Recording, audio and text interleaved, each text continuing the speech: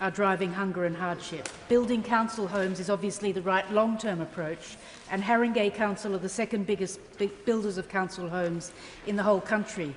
But will the team now help struggling families by lifting the freeze on local housing allowance so there's a permanent link between rents and support? Well, my honourable friend is absolutely right. Food bank usage has fallen in recent years, but it is far too high, including in her constituency. And this is part of a wider challenge that the cost of essentials places too much pressure on household finances. On housing, DWP spends around £37 billion a year on housing support, but in the long run, the answer to high housing costs is to build more homes, and that is what we're doing with the £39 billion social and affordable homes programme. But we also need to protect tenants in the here and now, and the Renters' Rights Act comes into force just next week, and among other things, that will allow tenants to appeal excessive above-market rents. Michael Wheeler. Thank you, Mr. Speaker. Oh, question 2, Mr. Speaker. Chancellor.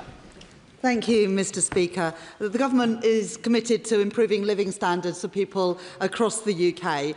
Thanks to decisions that I made in the budget, the price cap for energy reduced by £117 on average in April. We've extended the cut in fuel duty for 2 times now, and also we have introduced an anti-profiteering framework to protect working people from unfair price rises during the Iran conflict. Thank you, Mr. Speaker. So I strongly welcome the steps that the Government has taken to bring down my constituents' energy bills from the start of this month. However, the effects of the war in Iran are now beginning to feed through into higher food prices. Pressures on oil and fertiliser costs are likely to intensify, and I am concerned about increases in the price of my constituents' weekly shop at a time when their budgets are already strained. Will the Chancellor outline what steps the Government has taken to protect my constituents in Worsley and Eccles from rising food prices? Thank you, Mr. Speaker, and my honourable friend speaks powerfully on behalf of his constituents. The response of this government during this conflict is, first of all, to try and de-escalate the conflict. This is not a war that we started, it's not a war that we joined, and unlike the Conservatives and Reform, we are working to de-escalate, not ramp up the conflict, and that is the best way to keep prices down. But as long as this conflict persists, we will do everything in our power to be both responsive but also responsible in the national interest, which is why we're keeping energy bills down and why we've provided £53 million of support for people who need heating oil. Okay, good call. Question 3, Mr. Speaker. Minister. Mr. Speaker, this Government is backing our brilliant British businesses to trade globally, including with our new trade strategy that expands UK export finance's capacity to £80 billion.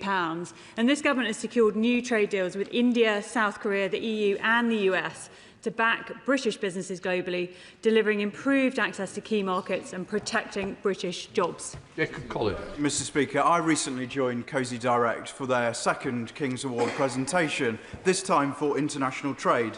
Cosy are an award-winning business in early years education resources, exporting globally and continuing to grow. The Chancellor has seen their success firsthand, along with their goats, when she visited with me last year. So will the Minister join me in congratulating Pete, Amanda and all of the team and say what work she is doing to allow businesses like this to expand and export globally? Indeed, warmly congratulate Pete, Amanda and the wider team on their success, and in inviting me to, and the goats, and in inviting me to do so. My honourable friend is showing that he is indeed a true champion of the businesses in his constituency. The support that this Government is giving to businesses will enable more of our fantastic British companies to export globally and to emulate Cosy Direct's success. Thank you, Mr. Speaker. Integrated industrial clusters such as at Saltend in my constituency provide the kind of fundamental chemicals and other inputs into defence and wider industries right across the country. But high energy costs and global events mean they're under unprecedented pressure. So will the Minister and will the Chancellor look at establishing an industrial support fund so that rather than having an ad hoc approach such as we saw in supporting Grangemouth, we have something strategic to ensure that we don't lose the industrial base upon which so much of this country depends?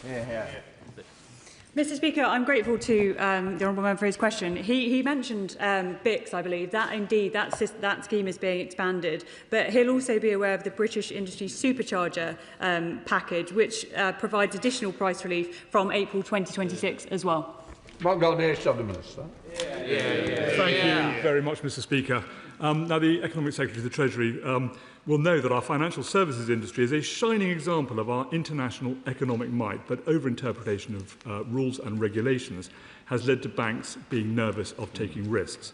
This has both slowed the growth in the city and also holds up international trade. Over-interpretation, for example, of anti-money laundering rules means that foreign inward remittances can take up to 2 weeks to clear into a UK bank account. Meanwhile, poor classification of risk-weighted assets starve businesses potentially of growth debt capital. So can the Economic Secretary please assure the House that this ever unnecessary tightening of the rules will be addressed in the Financial Services Bill due to be announced in the King's Speech? Mr Speaker, he won't expect me to preempt anything which may or may not be announced in the King's Speech. What I can tell him, though, as he already knows, is that this government is backing our financial services sector to the hilt to ensure that it continues to be the world-leading success that it is. John Milne. Question number 4, Mr Speaker. Minister. Mr Speaker, the Chancellor and the Defence Secretary meet regularly to discuss defence, including the Defence Industrial Strategy. As part of these discussions, they recently met with leaders from the UK financial sector to discuss how private investment can also be leveraged to accelerate defence readiness, building on the commitments made in the Defence Industrial Strategy. John Milne. Thank you, Mr Speaker. In my constituency of Horsham, Chess Dynamics, part of Cohort, is a world-leading developer of counter-drone and air defence technology, exactly the capabilities we need. Yet Chess, like much of the defence industry, has been kept on hold since last year, awaiting clarity on the defence investment plan. Without it, they can't commission new air defence systems, leaving the next generation of Royal Navy frigates potentially exposed. Minister, they need to know now. Will the Minister agree to meet with me and Chess Dynamics to provide certainty on the investment which everyone says we need, but which simply isn't happening yet? Mr Speaker, investment in defence under this government is underway. Just look at the contracts, over 1,000 contracts signed since the general election. And I could point the honourable gentleman and anyone else in the chamber to the £1 billion contract for medium helicopters in Yeovil, the £500 million invested in state-of-the-art radar systems, the £100 million boost to support submarine hunting aircraft. This government is raising defence in the highest sustained level since the Cold War, and it is at the core of making sure that we're protecting our nation's security. Show the Select Committee, Dame Baker. Thank you, Mr Speaker. I wonder what consideration my right honourable friend has given to joining in with the Defence Security and Resilience Bank in order to make sure that we are really pushing the investment that we need to see in defence in the current world situation. Mr Speaker, the UK has already signed up with Finland and the Netherlands to the multinational defence budget, with this Chancellor taking a lead on that, because I know that the importance of security to this government is not just something we can achieve on our own, but it is one where we work with allies to make sure that we are safer in the future. And might I add, Mr Speaker, that on this side of the chamber we're committed to remaining a core part of NATO, unlike some of the opposition parties. James Welsh, Shadow Minister. Thank you very much, Mr Speaker. The Chancellor says that national security always comes first, but she delayed that helicopter contract for our industrial base, and we know she is blocking the Defence Investment Plan. Labour's former Defence Secretary and Secretary-General of NATO, Lord Robertson, has said we cannot defend Britain with an ever-expanding welfare budget. He's right, so why is the Chancellor failing to grip the benefits bill and invest in our defence? Mr Speaker, the opposition front bench have some cheek. He is sat next to the Shadow Chancellor who oversaw the biggest increase in welfare spending on record. £33 billion increase, £33 billion increase in welfare spending in the last year of the Conservative government. This government, Mr Speaker, is serious about getting people back into work, whilst at the same time increasing defence investment to 2.6% of GDP by next April, something the previous government never managed. Joe Franklin. Question number 5, Mr Speaker. Thank you, Mr Speaker. And with permission, I would like to answer this question together with questions 8 and 17. We are monitoring the situation and preparing for every eventuality. The IMF expects the UK to be the fastest growing European G7 economy cumulatively over this year and next. A rapid de-escalation of the conflict remains the best way to protect consumers from rising bills. And we continue to act on the cost of living, with £117 on average off of energy bills from the 1st of April, £53 million to help with the cost of heating oil, and freezing both rail fares and prescription charges. Sir Franklin. I thank the Chancellor for her answer. The tensions in the Middle East are pushing up energy and food prices, adding further pressure to households who are already struggling due to the cost of living. And the Chief Secretary of the Treasury warned this very weekend that families face 8 months plus of difficulty ahead. With the school holidays approaching both the May half-term and the summer, many low-income families in my constituency of Guildford are asking how they will get through the summer. And when I met a school last week, Holy Trinity from my constituency, the children as well raised concerns, which really shows how deep the anxiety about this conflict is. What concrete support will the government provide to protect the most vulnerable households from further cost pressures in the months ahead, especially if this conflict continues into the summer holidays? Thank you, Mr Speaker, and I welcome the question from the Honourable Lady. Like her, I also regularly see pupils from my own constituency and local teachers. As the Honourable Lady knows, from this month we have got rid of the two-child limit in universal credit, which is lifting 450,000 children out of poverty. We're also expanding free childcare for children aged between 9 months and 5 years, helping parents in work with the costs of balancing family life with work life as well. And in addition, we've taken £117 off energy bills, freezing rail fares, freezing prescription charges, and helping people, particularly in rural areas, with the costs of heating oil. Thank you, Mr Speaker, and I'm grateful to my right honourable friend, the Chancellor, for her efforts in what are far from ideal circumstances.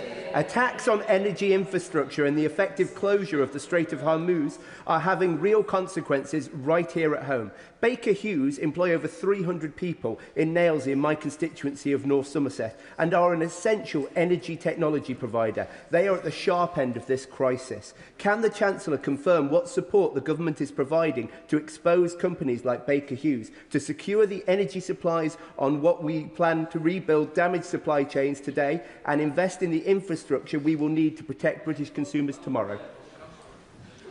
I thank the my honourable friend for his question, and the example of Baker Hughes, an important employer in his constituency, is a good case in point about how this conflict is affecting businesses and families here at home. As my honourable friend knows, we have stepped in to defend our Gulf allies who have been attacked unprovoked by Iran, and we are working with our allies in the Gulf, who I speak to on a very regular basis, to make sure that not only are we defending them now, but also helping them to rebuild their infrastructure. And for businesses here in Britain, both the supercharger and the Business Industrial Competitiveness Scheme is helping businesses with the cost of their energy. Jess Bramford. Thank you, Mr Speaker. The owner of a haulage business in my constituency of Chichester, a vital industry keeping our economy moving, has reported a 40% increase in the cost of diesel. They are at risk of going bust, while companies like BP are reporting record profits. Given the impact of the conflict will be felt up to 8 months after its conclusion, will the Chancellor please commit to cutting fuel duty to keep my businesses and my residents on the road? I thank the Honourable Lady for that question.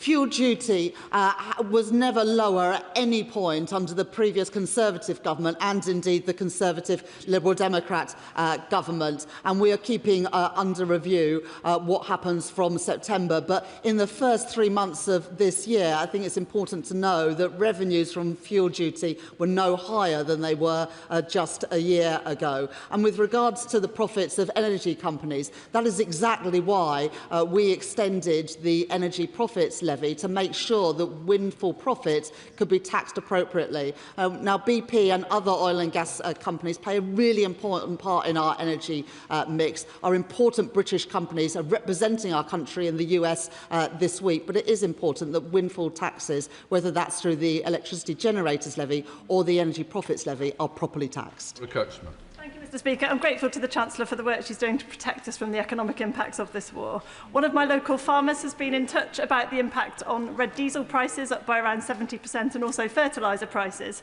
And he's shared his nervousness about the affordability of going ahead and planting next year's crops. So can the Chancellor outline what more she can do to protect our farmers, our food security and our food prices in light of these global challenges?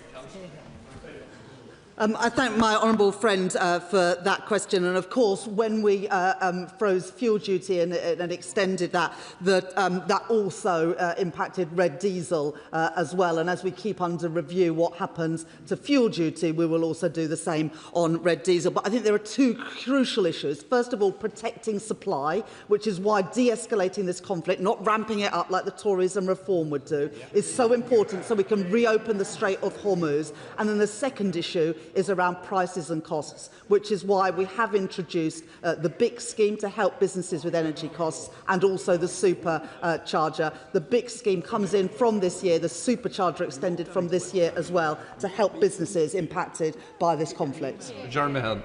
Thank you, Mr. Speaker. Given that national debt is around 95% of GDP and debt interest costs are nearly 4% of GDP, does the Chancellor agree that it would be irresponsible to fund any cost of living support by increasing borrowing, which would further drive up borrowing costs, choke off growth and saddle future generations with totally unfair debt? I thank the honourable gentleman for that question, and can I also congratulate him for running, I think, his fourth London Marathon this week for a cancer charity, which I know is very dear to his heart. He makes a really important point, because while people are calling for immediate support, and I understand that, the impact of the previous governments, and I understand why the former Chancellor did what he did, but the untargeted support, which cost, I think, over £100 billion in total, meant that interest rates, inflation and taxes has ended up being higher than they needed to be. Now, we managed to reduce government borrowing by £20 billion last year. The budget deficit is below 5% for the first time since 2019. But sticking to fiscal responsibility is not just good for the public purse, it's also good for ordinary families and businesses, because I am determined that we don't go back to the high inflation, the high interest rates and the high taxes, which would be the inevitable result if we had an untargeted response to this conflict. Paul Foster. Thank you very much, Mr. Speaker. Mr. Speaker, cost of living, cost of living, cost of living. They're the three words that my constituents in South Ribble and the small area of Chorley that I represent contact me about every single week. What they don't contact me about is the Westminster bubble and process. Will the Chancellor please assure me she will stay laser-focused on delivering for the constituents of South Ribble around the cost of living and not allow the noise and disruption from the party opposite to put her off? Thank you.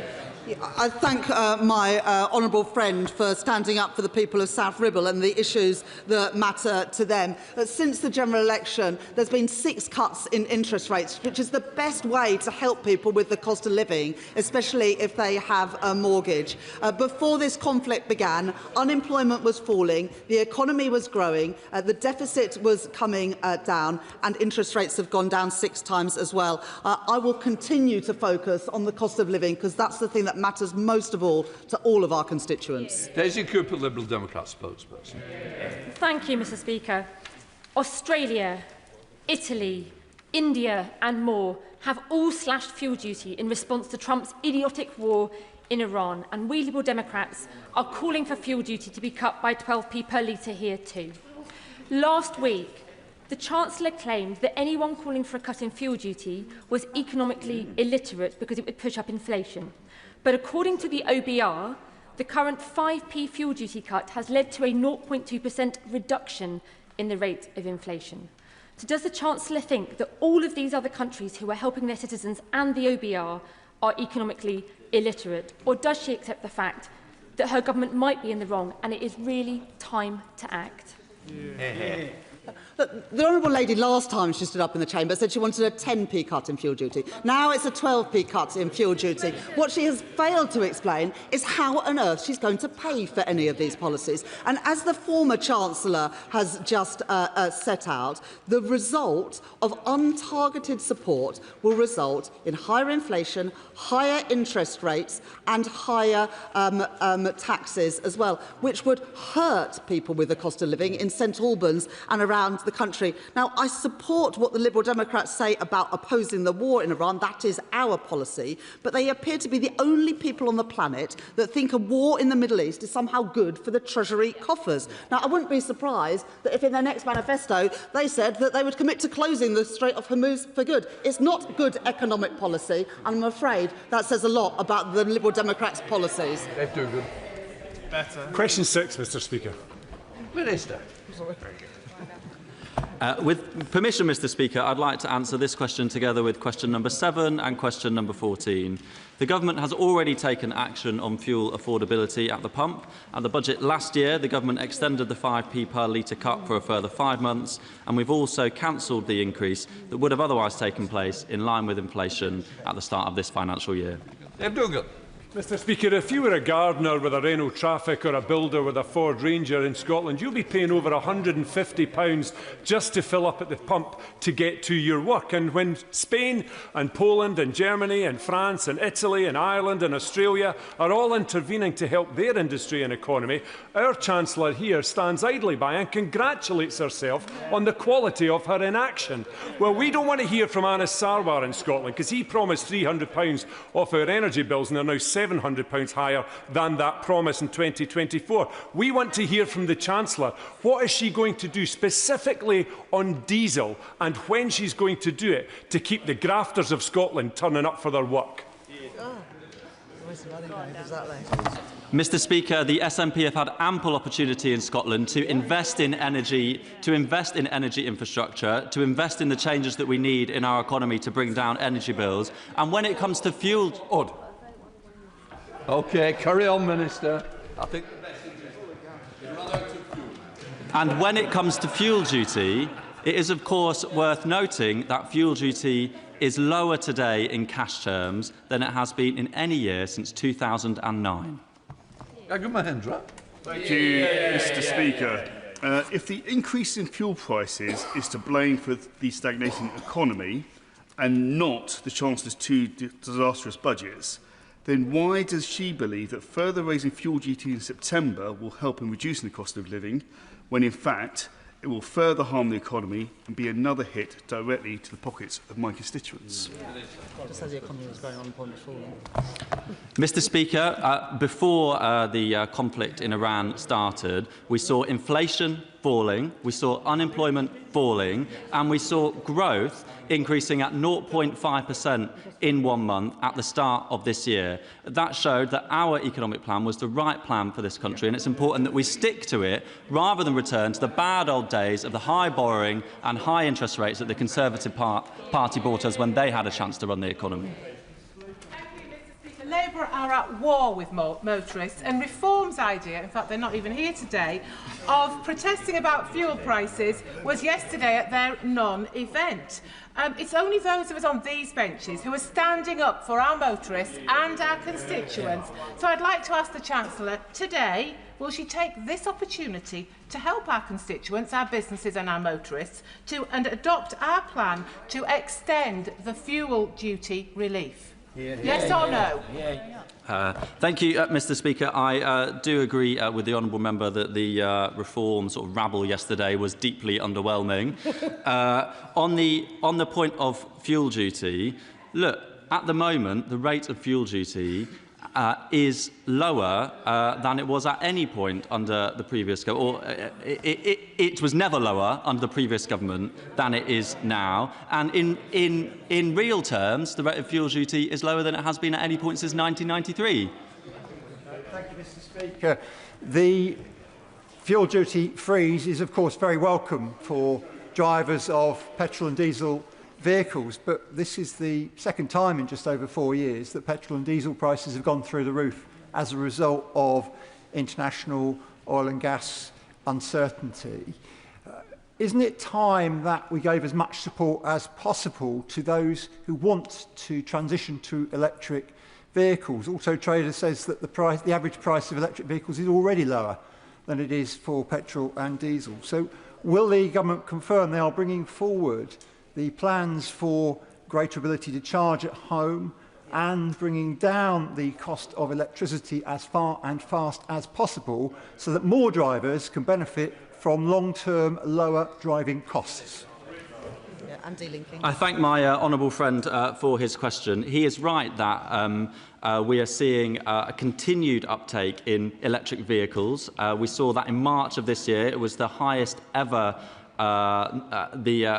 There were more electric vehicles purchased in March than in any month in British history. We can see that take-up is continuing to increase. This government is increasing and expanding the grants for those who want to buy an electric vehicle, and we're making progress too with permitted development rights so that those who don't have easy access to charging in their driveways can have easy access and cheaper access to on-street charging too.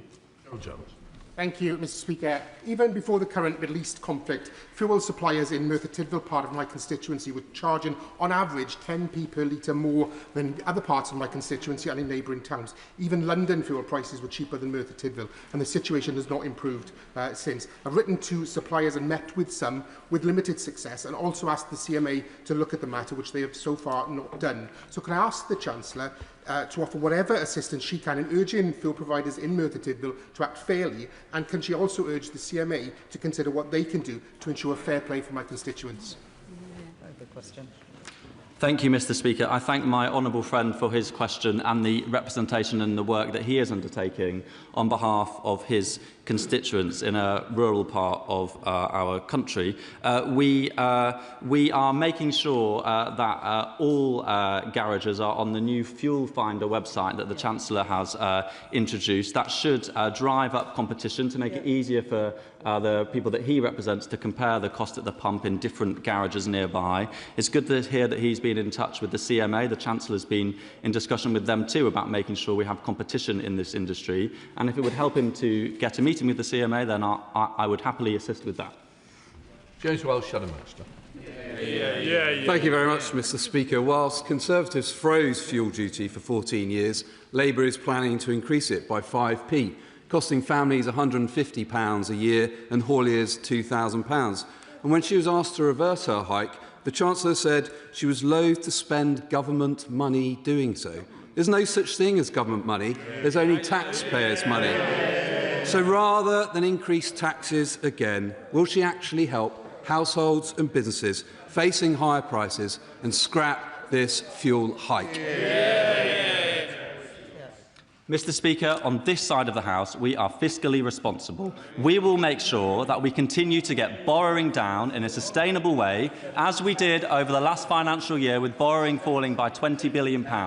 Whenever they've had the chance, they've borrowed more, which pushes up interest rates for everyday families and means that we have to have higher taxes in the long run. That is not the approach that we will take. And one final quick thing, Mr. Speaker, their plans that were set out in the final budget before they left office would have had fuel duty increase every single year. Instead, we have frozen it since we took over.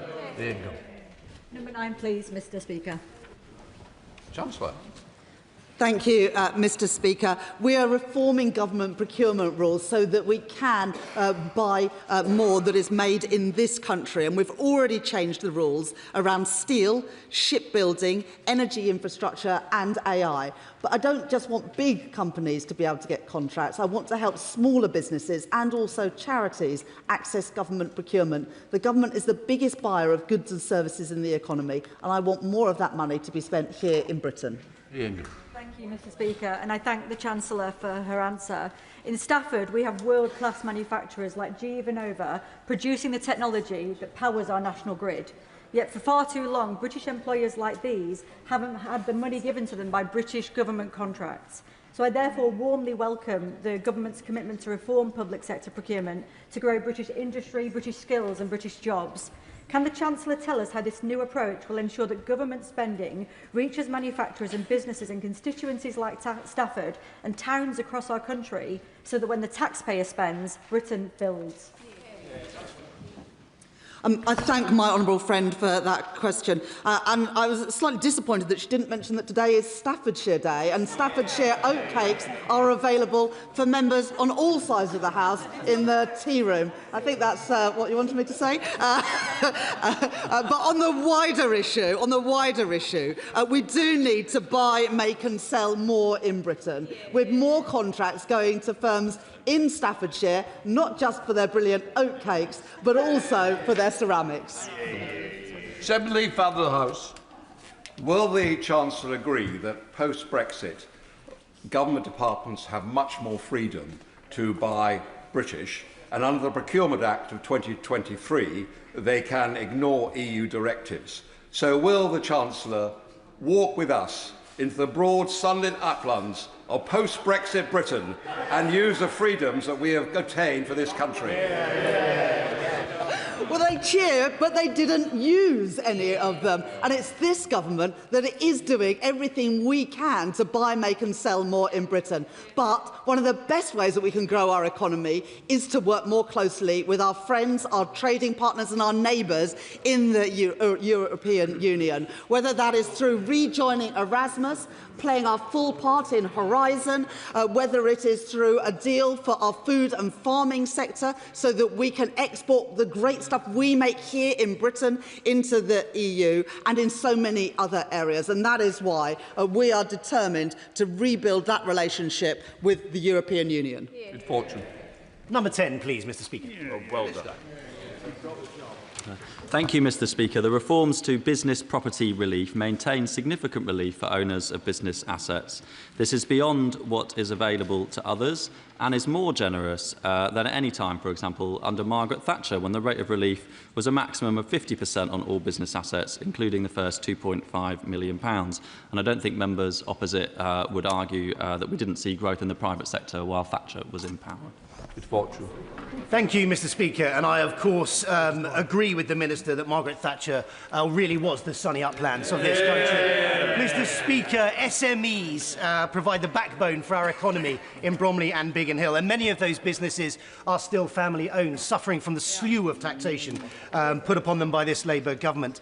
Family Business UK's analysis, published just last month, said that 57% of businesses are still suffering from the business property relief, which, despite, as the Minister alluded to, the slight U change is still impacting their business. Would the Minister agree with me that the best way to growth is to support small businesses and not to tax them out of existence? Thank you, Mr. Speaker. I'm glad that the member opposite acknowledges that while Margaret Thatcher was in power, she was actually taxing through business property relief these businesses more than this Labour government is doing. We do have a fair and balanced approach when it comes to making sure we can raise revenues from the very largest businesses and agricultural businesses in order to raise revenue to sustainably support the reduction in borrowing that this government is bringing about. Whereas, Mr. Speaker, hundreds of small family businesses across Cornwall will soon be subject to a significant increase in their property costs as a result of the VOA's decision to reclassify serviced offices, business centres and co-working spaces. Would the Chancellor arrange for me to meet with Treasury officials and the VOA to discuss how the impacts of this reclassification may be mitigated? I thank my honourable friend for his question, and I am aware of the issue that he raises. I have met with the representatives of the sector in recent weeks to discuss it. It follows from changes to case law that have taken place over recent years, but it is, of course, an important issue that affects many businesses, and I would be very happy to meet with him to discuss it. Mohammed. Question number 11, Mr. Speaker. Thank you, Mr. Speaker. The Government is taking action to tackle child poverty, including by removing the 2-child limit and expanding free school meals and breakfast clubs, including 7 breakfast clubs already rolled out in the Dewsbury and Batley constituency. As a result of these changes, 550,000 children will be lifted out of poverty in this Parliament. That will be the biggest reduction of child poverty in any Parliament ever. Well, Mohammed. Thank you, Mr Speaker, and I thank the Chancellor for her answer. In my constituency of Dewsbury and Batley, 44.4% of children are living in poverty, according to the latest government figures. Yet Oxfam reports that just 56 billionaires in the UK now hold more wealth than 27 million people combined in our country, with their wealth rising by over £230 million each on average last year. Does the Chancellor accept that child poverty is not inevitable, but the result of political choices about who this government wants to protect? And can the Chancellor explain how the Child Poverty Task Force can succeed without the Treasury being willing to pursue far more fair and equitable wealth distribution through closing tax loopholes, taxing wealth, not just income, and preventing... Order. I think the Chancellor's got the drift. Chancellor, yes. Child poverty is absolutely not inevitable, and that is why we are lifting 550,000 children out of poverty. It is always Labour governments that lift children out of poverty and Tory governments that put children back into poverty. And the numbers that the honourable gentleman used are appalling. 44% of children should not be growing up in Dewsbury and Batley in poverty, and that is why we have made the changes that we have to lift those children out of poverty, to give all of them a decent start in life. Andrew, are you standing? Andrew Pex. Thank you, Mr Speaker. One of the worst legacies of the last government was that 43% of children growing up in Peterborough are living in poverty. Nearly 10,000 children will be affected by the lifting of the child cap in Peterborough alone. Can the Chancellor assure me that whilst we've made huge progress on this, that we keep a razor-like focus on child poverty as we deal with the cost of living crisis and the fallout from the war in Iran? I thank my honourable friend for that question. And 10,000 children in one constituency lifted out of poverty by just one of the policy changes that we have made to reduce child poverty, I think shows the difference that this Labour government is making. And when combined with the breakfast clubs, the free school meals, the extension of childcare, the Renters' Rights Act, the building of new homes, that is why this government is set to deliver the biggest ever reduction in child poverty in one parliament. The Judge. Question number 12, please, Mr Speaker. Sorry. Chancellor. Thank you, Mr Speaker. First of all, I would like to offer my deepest condolences following the tragic death of 2 young children in my honourable friend's constituency. I know that this will be an incredibly distressing time for the whole community, and I think the thoughts of the whole House are with that community.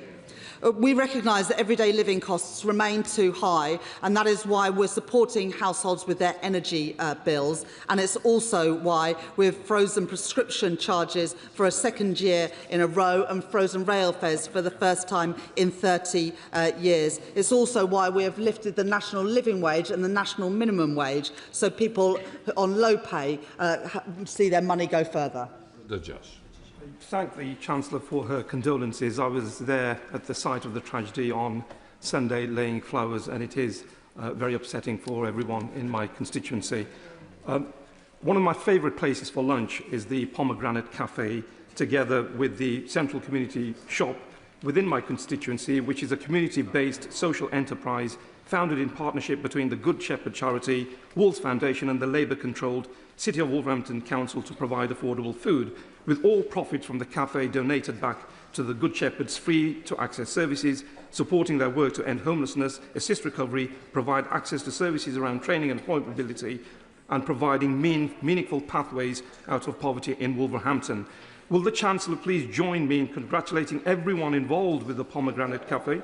Once again, I think the Chancellor's got the question. Chancellor. I thank my honourable friend for raising the excellent work that the City of Wolverhampton Council is doing to help people with the cost of living, and particularly to help the most vulnerable people in our society. And it's why, combined with the measures that we are taking to reduce child poverty, to increase the basic state pension and the new state pension, but also what we're doing with Pride in Place, including in Whitmore, Reens and Dunstall Hill in his own constituency, to improve outcomes for people in Wolverhampton West and around the country. Thank you, Mr Speaker. Question number 13. Minister. Mr Speaker, this government is investing in Wales's industrial future and unlocking economic growth, including by providing £2.5 billion for the UK's first small modular reactor in Anglesey to support up to 3,000 jobs and power 3 million homes. We've also recently agreed a new £50 million defence growth deal for Wales. We're backing Welsh free ports and investment zones, and we are connecting people and businesses with at least £445 million worth of rail infrastructure investment right across Wales. Thank you. The people of Mega and Undy have been celebrating the fact that they're getting a new train station thanks to 2 Labour governments working together to deliver it. So it's unbelievable that Reform's leader in Wales recently said, nobody wants or needs these new stations. So does the Minister agree with me that new railway stations are, of course, essential for economic growth? And does he think Reform just don't listen to what people in Wales want, or they just don't care?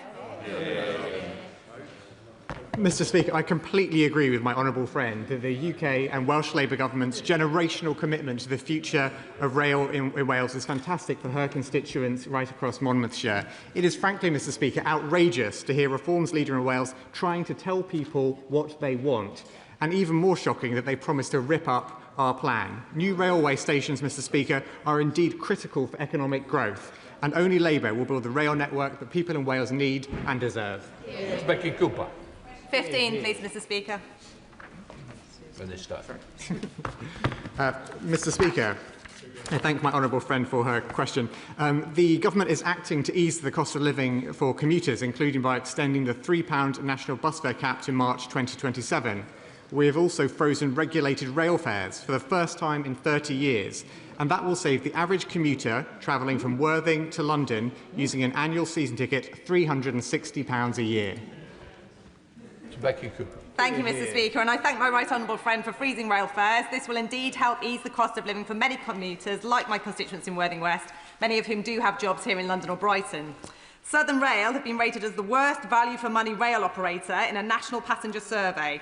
So, will the Minister please ensure that as we move to nationalisation of our service and finally see the back of Southern Rail next month, that there is investment available for key issues such as reducing overcrowding and improving reliability and punctuality of our vital South Coast services? Hear, hear. Mr Speaker, my honourable friend is absolutely right to make clear that improving services for passengers is our absolute priority as rail operations come into public ownership. And when Southern Rail is brought into public ownership, they will be expected to focus relentlessly on improving passenger experience, improving reliability, improving punctuality, and they will be held to account for doing so. Thank you, Mr Speaker. In rural areas like Rutland and Stamford, we are reliant on our cars, so fuel costs are hitting us hard. So I have a simple ask the Chancellor she could deliver on now. Will she expand the 5p per litre rural fuel duty relief to more areas as soon as possible, particularly Leicestershire, Rutland and Lincolnshire, who desperately need it? Mr Speaker, as my honourable friend, the Exchequer Secretary, has set out already today many times in relation to fuel duty, we inherited plans from the previous government that would have seen fuel costs go up for people across the country. We have extended the 5p cut in fuel duty, we have extended the freeze, and that is an important way of helping people with the cost of living right now. Thomas. Thank you, Mr Speaker. Number 16. Minister. Thank you, Mr Speaker. The Government has introduced a support package worth £4.3 billion to protect ratepayers across the country against the impact of the independently set new property values, valued for the first time since the pandemic. We've also introduced permanently lower multipliers for eligible retail, hospitality and leisure properties.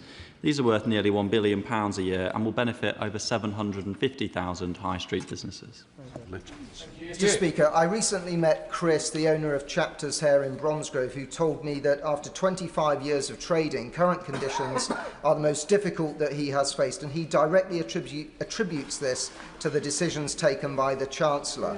Why is it that the Chancellor of the Exchequer and the government across the board is riding roughshod over what businesses think, the people who know best how to run their businesses, and when will the government get off their backs and get on their side? Thank you, Mr Speaker. Under the previous government, the multiplier, the tax rate paid by businesses, medium-sized businesses or the very largest businesses was exactly the same within business rates, but we have implemented significant reform to the way business rates works so that it supports the high street, and the tax rate paid by small high street businesses will now be 33% lower than the one paid by the largest properties such as online giants. Of course, Mr. Speaker, the revaluation since the pandemic has had an effect, and that's why we've stepped in to provide support. Richard Fuller, Shadow Minister. Mr. Speaker, a comprehensive survey this month by Hospitality UK shows that 1 in 7 of our hotels, pubs and restaurants will close as a direct result of the Chancellor's policies. Many of those businesses represent the hopes and dreams, the hard work and savings of the people who set them up. So, Mr. Speaker, as I am permitted, rather than the Minister coming to the dispatch box, could I ask the Chancellor to come to the dispatch box and answer this? If it wasn't me standing here, it was one of those people who founded the business, now going through a gut-wrenching process of closing it because of her policies. What should she say to them? Exactly. Thank you, Mr. Speaker. Of course, the government wants to do all it can to support businesses up and down the country, small, medium and large. That's why we're working hard to make sure we can put the economic stagnation that we had over the last 14 years behind us. We're seeing economic growth rising, growing by 0.5% in February. We saw unemployment falling, and we were seeing government borrowing falling as well. Those are the long-term changes that we need to lay the foundations in order that businesses can grow and invest and hire more people. It's disappointing that the Conservatives seem to have forgotten what we need to provide stability in our economy. Topicals, Catherine. Number 1, Mr. Speaker. Chancellor. Thank you, Mr. Speaker. We are on the right path with the right economic plan. Unemployment is down, the economy is growing, interest rates have been cut 6 times, and government borrowing was lower last year than it was the year before and is set to fall by more than in any other G7 economy. At the same time, the government is acting responsibly on the world stage. This is a war that we did not start, we did not enter, and we are working with our international allies to de-escalate. Our focus is in protecting family finances, supporting businesses and taking care with the public purse to improve Britain's economic resilience. That is the right plan for our country. You, Mr. Speaker. I'd like to thank the Chancellor for her work to lift the 2-child benefit cap, which was cruelly brought in by the Conservative government. And would she agree with me that not only is this morally the right thing to do, but it is economically good news for the 1,690 families in Lancaster and Wyre who will have more money in their pocket to spend in our local economy in Lancashire, unlike the super rich who would have just taken it to offshore tax havens? I thank my honourable friend for that question, and I hosted an event in Downing Street just a couple of weeks ago where I met with people who benefited from the change in the 2-child limit and people who had campaigned for that change as well. And mums told me that they were going to use the money to pay for their kids to go to after-school club with their friends, swimming lessons that they weren't able to afford before, or a new school coat rather than a second-hand one. That is the difference that this money is making to families up and down the country, and I'm proud to be the Chancellor that has scrapped the 2-child limit. Shall the Chancellor of the Exchequer, Sir Mel Stride? Thank you, Mr. Speaker. Mr. Speaker, in response to the question from my right honourable friend, the member for Godalming and Ash on borrowing, the right honourable lady suggested that she was following a strict deficit reduction plan. I think she made reference to a reduction in the deficit of £20 billion year on year. But of course it's easy to reduce something if you pump it up recklessly in the first place. So could the right honourable lady tell the House how much more borrowing this government will undertake across this Parliament compared with the plans that she inherited from the last government? Well, let's remember to start with that the plans we inherited from the past government would have seen fuel duties go up straight away. The plans that we inherited from the last government wouldn't have seen £29 billion investment a year into our NHS. And the plans that we inherited from the last government would have seen business rates for our high street businesses, our retail, hospitality and leisure businesses go up straight away. We did make the decision to change that inheritance because because we thought that was the right thing to do, and we still do. But the IMF confirmed that we have the fastest rate of fiscal consolidation of any country in the G7, and our borrowing as a share of GDP fell to 4.3% in the last financial year and is due to fall in every single year of this Parliament. It's the first time our deficit has been lower than 5% since 2019. Small stride. Mr. Speaker doesn't seem to know how much additional borrowing this government is undertaking compared to the plans of the last government. So I will tell her it is £250 billion of additional borrowing across this Parliament. The truth is, Mr. Speaker, that this Chancellor is addicted to borrowing. And that means, compared with what otherwise would be the case, and she said exactly this in the answer to my right honourable friends, it means higher borrowing costs, higher inflation, higher interest rates and more sluggish growth, doesn't it? Yeah. What the right honourable gentleman is basically admitting is that he would have gone ahead with the increase in fuel duty, he would have gone ahead with the increases in business rates, and he would take that money out of our National Health Service. Well, we made those changes on the mandate we got at the election, and at the same time, we are reducing the budget deficit. So for the first time in 6 years, it is now below 5% of GDP, and as a result, the Bank of England have cut interest rates 6 times, helping all of our constituents with their mortgages. Very different from the hikes in mortgages that we saw under the previous Tory government. Thank you, Mr. Speaker. This weekend, while door knocking in Woodley, I spoke to a young father of 3 who, despite working multiple skilled jobs, feared being made homeless because of high and rising costs of rent. Will the Chancellor examine the case for a fixed-term rent freeze in the private rented sector to protect renters like my constituent from rising costs following the invasion of Iran and to bring inflation down in the wider economy? I thank my honourable friend for that question, and as she knows, sitting on the Treasury Select Committee, this government have also already taken action to reduce the cost of living and to bear down on inflation, with the changes around energy prices, around fuel duty, prescription charges and rail fares. And I will do everything in my power and use every lever we have to bear down on the cost of living, including for people in the private rented sector. That is why we have already introduced the Renters' Rights Act. And whilst for people who have mortgages, they have seen cuts in their mortgage rates since we came into office, we will do everything we can to also help people in the private rented sector, because we must ensure that this conflict in the Middle East does not result in our constituents being poorer. There's your Cooper Liberal Democrat spokesperson. Thank you, Mr. Speaker. Business rates bills have been landing on doormats over the last few weeks. And for some small businesses in St Albans and beyond, they tell me that the future looks bleak, with some taking the crushing decision to close their doors. Will the Chancellor please look again at the eye-watering revaluations and release the full 20p discount for small businesses, which the government legislated to do to save our high streets? On business rates, the honourable member will know that this government inherited the plans that were set in train to have an independent revaluation of properties take place for the first time since the pandemic. It wouldn't have been the right thing to do to delay that pandemic for those businesses who'd seen their value, to delay that revaluation for those who'd seen their rates fall since the pandemic. So we went ahead with it, the independent valuation, and then we put in £4.3 billion of support to limit the increases in bills that businesses would pay. Of course, we keep all taxes under review, Mr. Speaker, but we did set out for the first time putting it in a differential within the business rate system so that high street businesses face a lower tax rate, a lower multiplier than the largest online giants. Tonya. Thank you very much, Mr. Speaker. We now know what was going on in the economy before the attack on Iran. Growth was up, unemployment was down, borrowing was lower than forecast.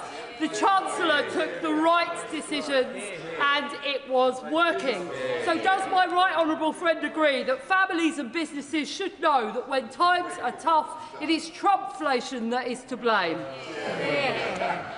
I thank my honourable friend for that question. And whilst other parties, specifically Reform and Conservatives, wanted us to enter this war, we stayed out of it and are working to de-escalate the conflict and reopen the Strait of Hormuz. The economy was growing. interest rates were coming down, inflation was falling, and as a result, every month since I've become Chancellor, wages have risen by more than inflation, easing the cost of living pressures that the previous government oversaw. Thank you, Mr. Speaker. At a recent meeting with members of Wantage Chamber of Commerce, local businesses were united in their concerns about business rates and unconvinced by recent government tweaks that ministers opposite have just alluded to.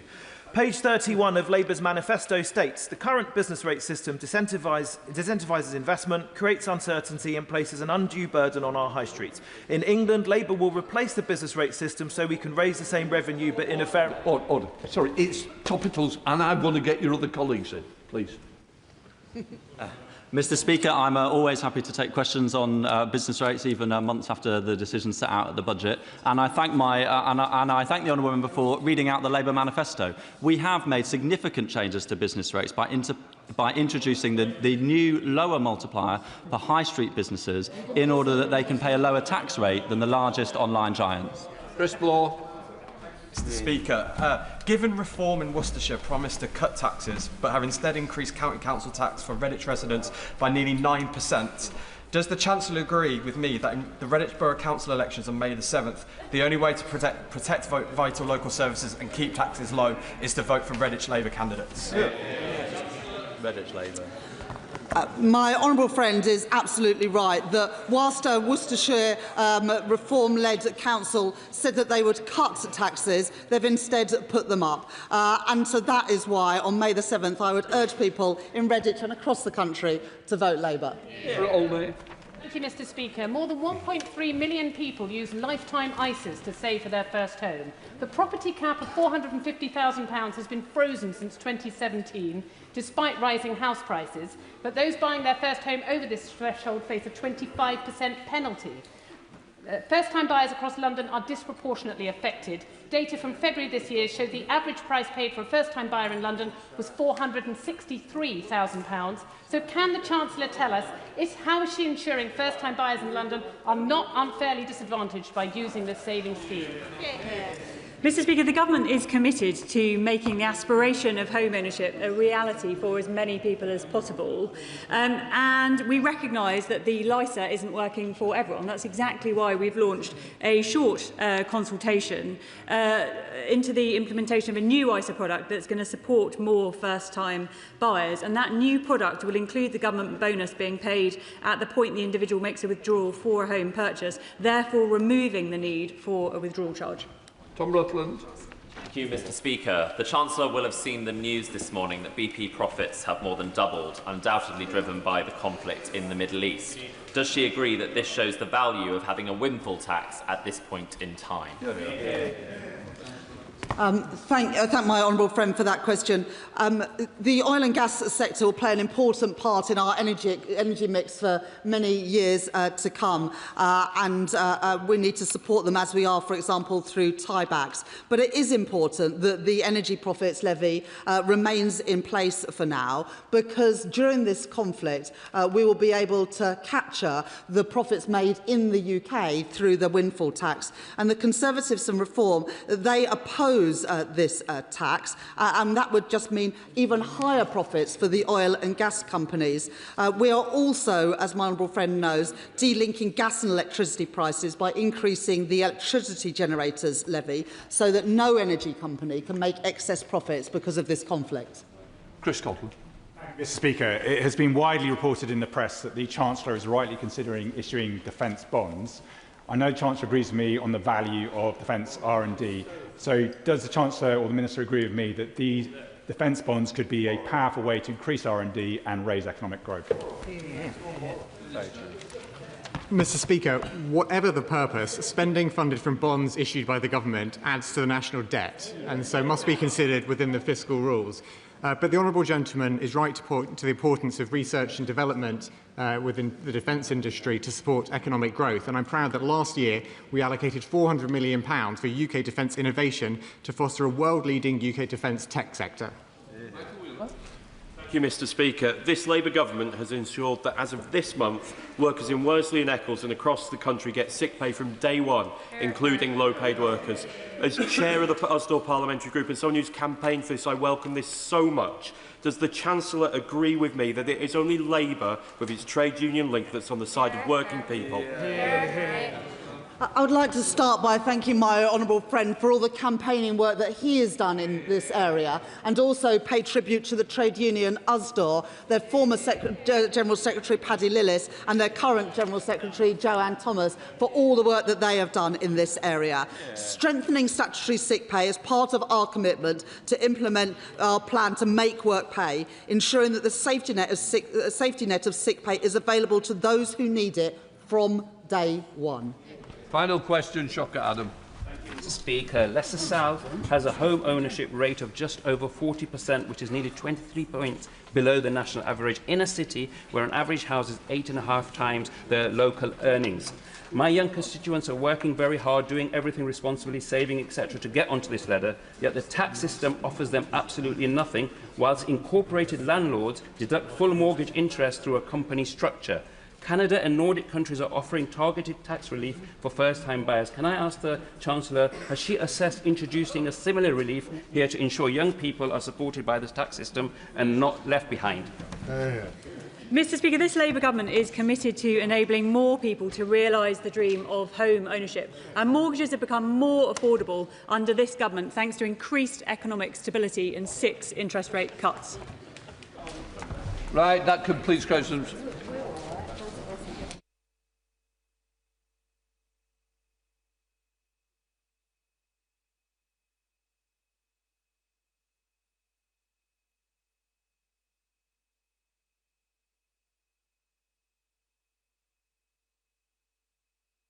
We now come to presentation of bills. James McCleary.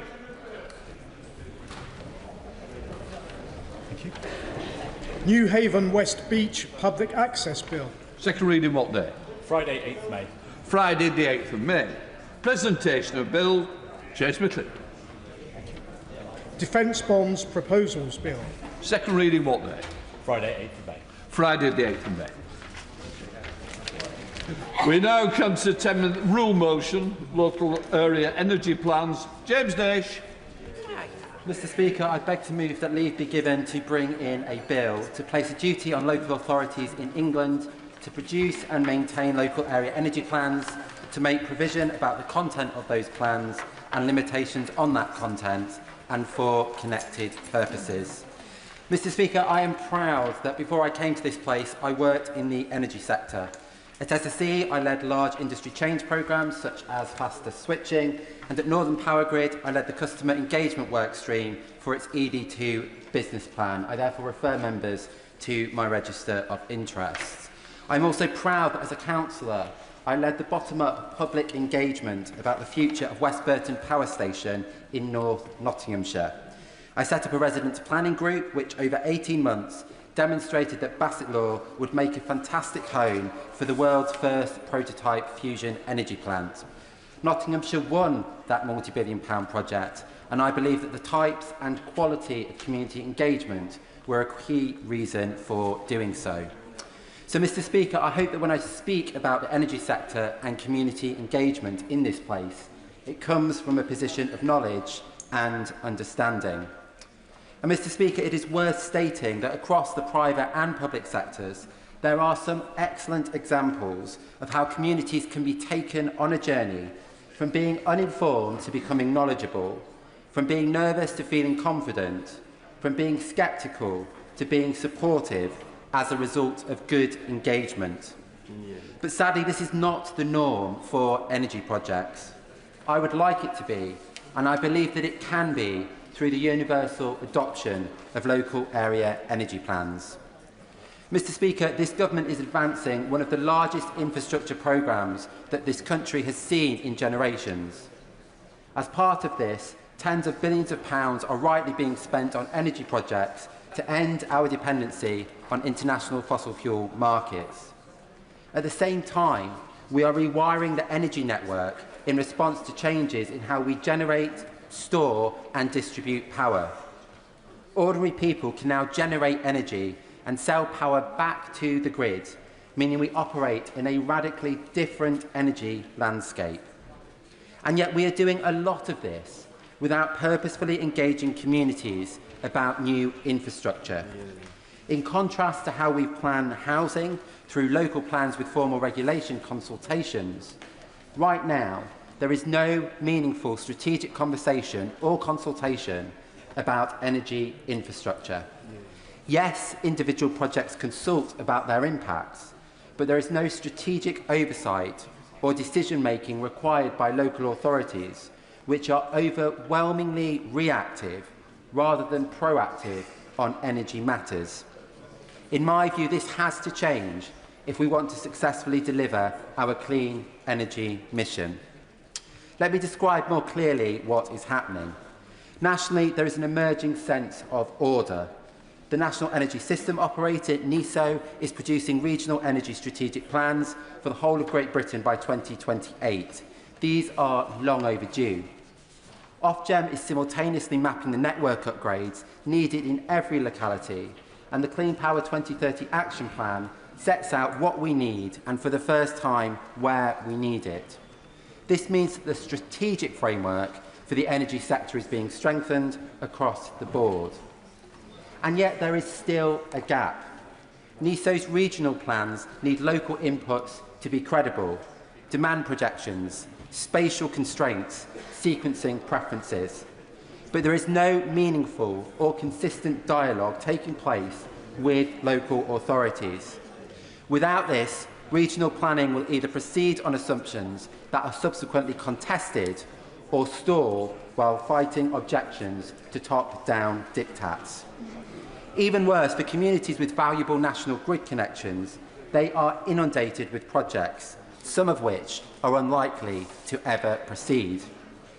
I recently hosted a surgery in my constituency of Rushcliffe near Ratcliffe-on-Soar, which hosted a coal-fired power station.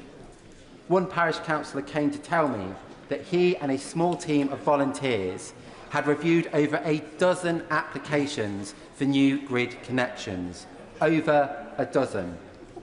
This level of disorder means host communities cannot see the wood for the trees and cannot picture how the projects that do go ahead will contribute to a joined-up narrative about local energy generation. Mr. Speaker, I believe there is an answer, which is mandatory local area energy plans. This isn't a new idea. Local area energy plans have existed as a methodology since 2018. Dozens of councils have produced them, detailing specific energy system changes, locations and delivery timelines. But in England, they remain voluntary. This means that the essential transition to green energy is potentially being made without consistent, meaningful local engagement across the country. And Mr. Speaker, I don't want to see this. So this bill proposes doing four things. First, it places a duty on every local authority in England to prepare, adopt and maintain a local area energy plan.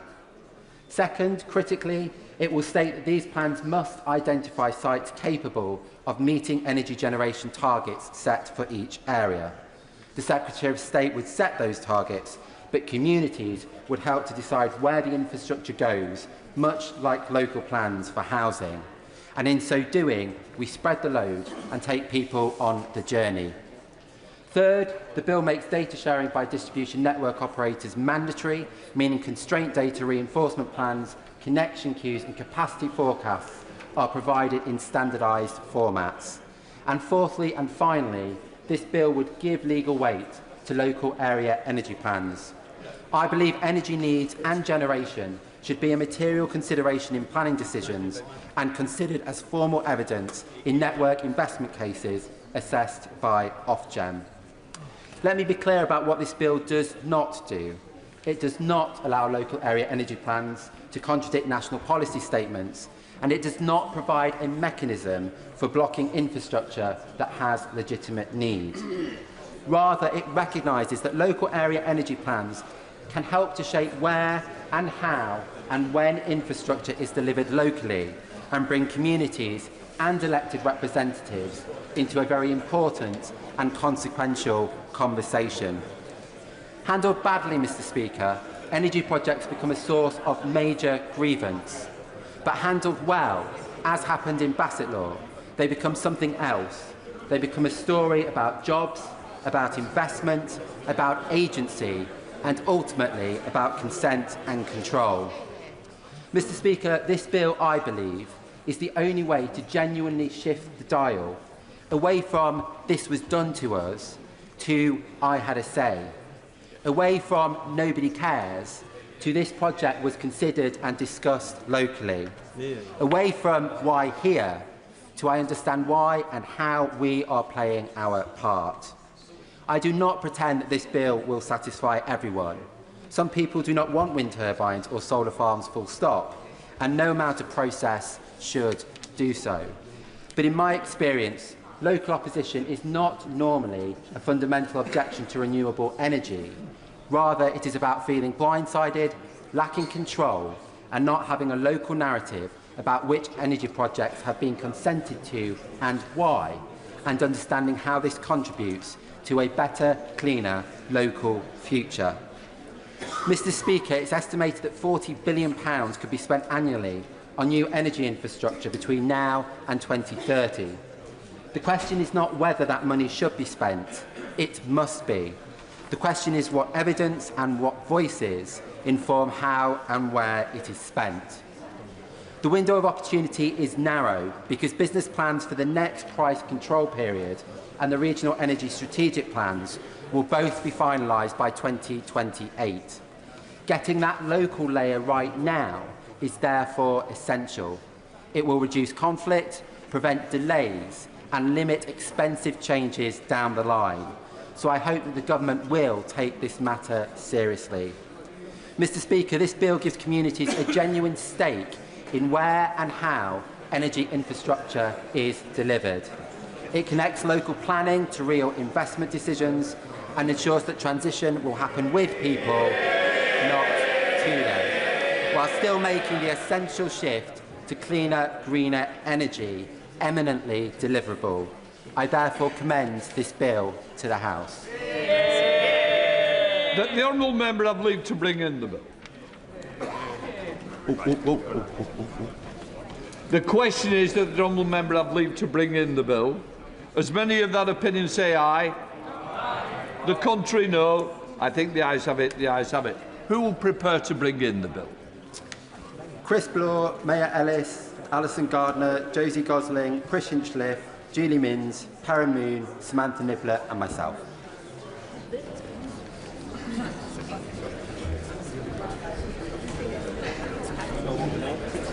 James Ash.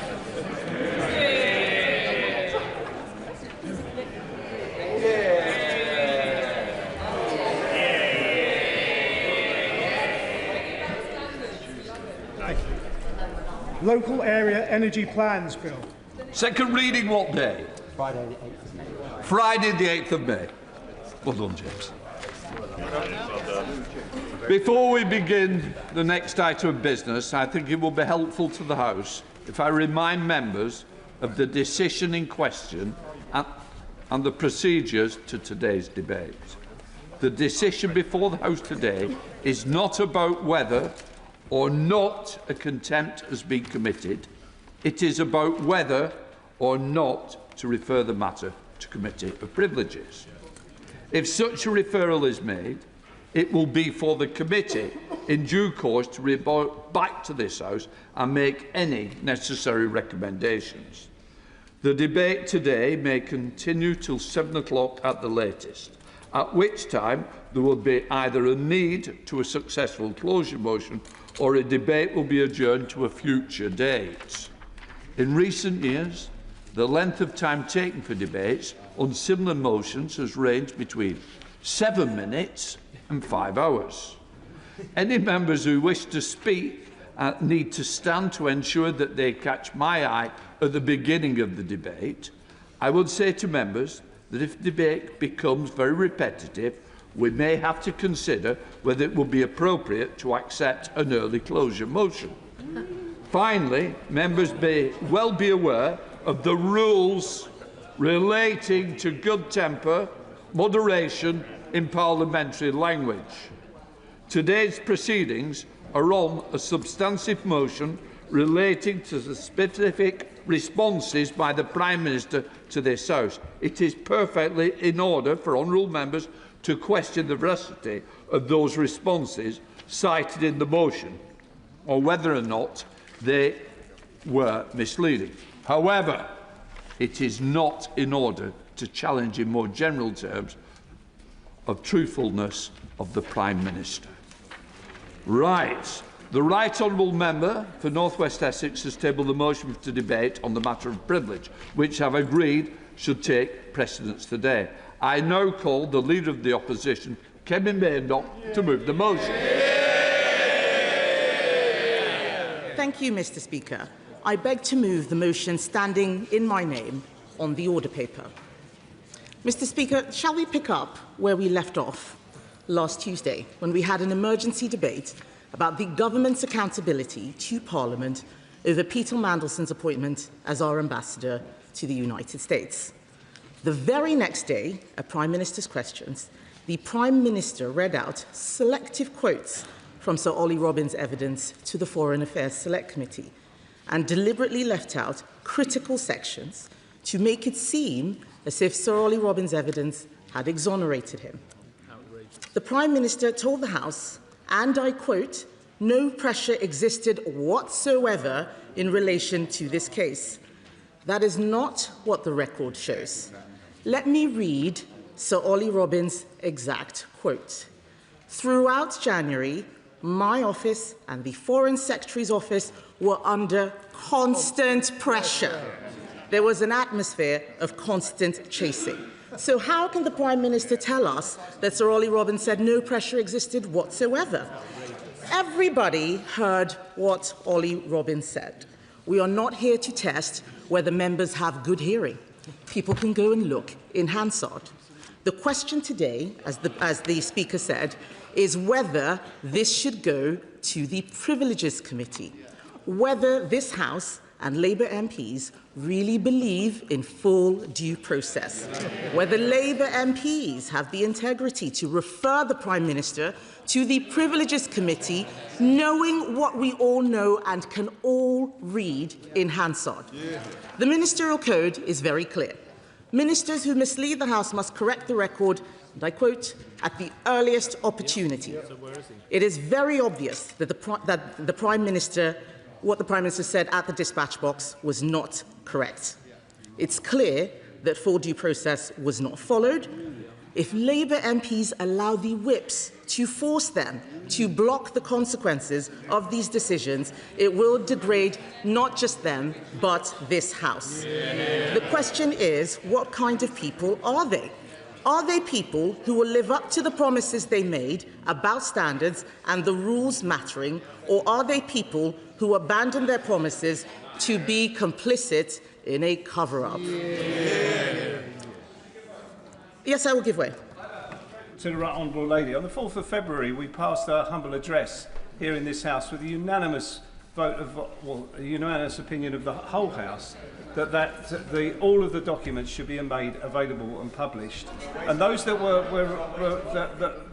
wait for the question, and those that were considered sensitive should go to the Intelligence and Security Committee. Her party accepted that amendment on the 4th of February. If she wasn't going to wait for the outcome of that, why is she moving this process today? Yes, I think that is an excellent question. We asked for the release of documents, and then when the evidence came showing what the Cabinet Secretary had said in November 24 about what full due process was, it was very clear that those instructions had not been followed. We also know that this latest information about the problems with the security vetting did not come from the humble address, it came from a leak to The Guardian.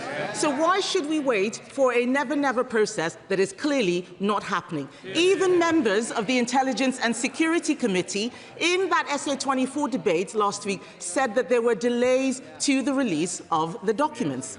So, Mr. Speaker, members opposite want to pretend that this is something that only one party is doing. Can I remind them that this is a cross-party motion supported by independents the Lib Dems, the DUP, the SNP, members from across this House. Calling this a stunt is disrespecting this House and disrespecting the Speaker. It's very obvious, listening to the media and their tweets, it's very obvious they've all been told to come here today, tell everybody it's a stunt, tell everybody it's a stunt. Why are they acting like sheep? Why are they acting like sheep? They should be better than that. We will be counting, by the way, some people might even be shouting bingo, at how many times people stand up and say that this is a stunt in this debate. We're looking forward to it. Mr. Speaker, there is a... Yes, I will give way. I'm grateful to my right honourable friend. I think she's being a little too harsh to the limited number of Labour MPs opposite. I mean, here we have the entire reputation of the Prime Minister of this country, the leader of their party, and they're not turning out for him because they know that he is now a laughingstock, and having called round them, they found out they had to put a 3-line whip to get them to protect his blushes. So, can my right honourable friend be a little bit kinder to the members opposite, especially the brave ones who are actually prepared to come out and defend the indefensible? I thank my right honourable friend for that intervention. I would do my best to be kind, because he is right. There are more people here today than there were last time, so the whips have really been working hard in the last 7 days. Last week, not a single Labour MP bothered to intervene. Now, we've got a second one. I'm going to take an intervention from the right honourable gentleman, and then I'll come to the Labour MP. Very grateful to the Leader of the Opposition. She's right to highlight the cross-party nature of this motion and also question the applicability of a whip in refusing a motion before the House. Does she not agree, and should Labour MPs not consider that if there's nothing to hide, there's nothing to fear? The honourable gentleman makes an excellent point. I completely agree with him, and in fact I will be making that case in due course, but I will give way to the honourable gentleman. Well, I thank her for giving way. And a moment ago, she talked about selective quoting, and I'm sure that she would not want to selectively quote Sir Ollie Robbins herself. So could she tell us what the rest of that quote was? And when he talked about pressure, was he talking about pressure to deliver a decision in time for President Trump's inauguration, or was he saying that he felt pressure to materially change what that decision would be? Because that is quite an important distinction, is it not? It is quite important, and if it was, why didn't the Prime Minister say so last week? Why didn't he say no pressure whatsoever? He should go and read the Hansard, Mr. Speaker. Mr. Speaker, yes, I will give way on that point. My friend, for giving way on that point. Are we really suggesting in this debate in this chamber that anyone who does not fully, comprehensively, without any hesitation, pass vetting should be given the most important role in our ambassadorship? The opposition seem to be suggesting that someone who is borderline, that there are any red flags, should be put in this sort of role. Is that not absolutely extraordinary? That's not due process. It is extraordinary, and the evidence which we've heard from the Foreign Affairs Select Committee this morning is only making this matter worse for the Prime Minister. So it is very wrong for them to be talking about a stunt. This is about the integrity of this House. Why is the Privileges Committee only a political stunt when Labour is in the dock? Do they still believe that honesty and accountability matter when it is one of their own? Do they believe that Labour Prime Ministers should be held to the exact same standards that they held Conservative Prime Ministers to?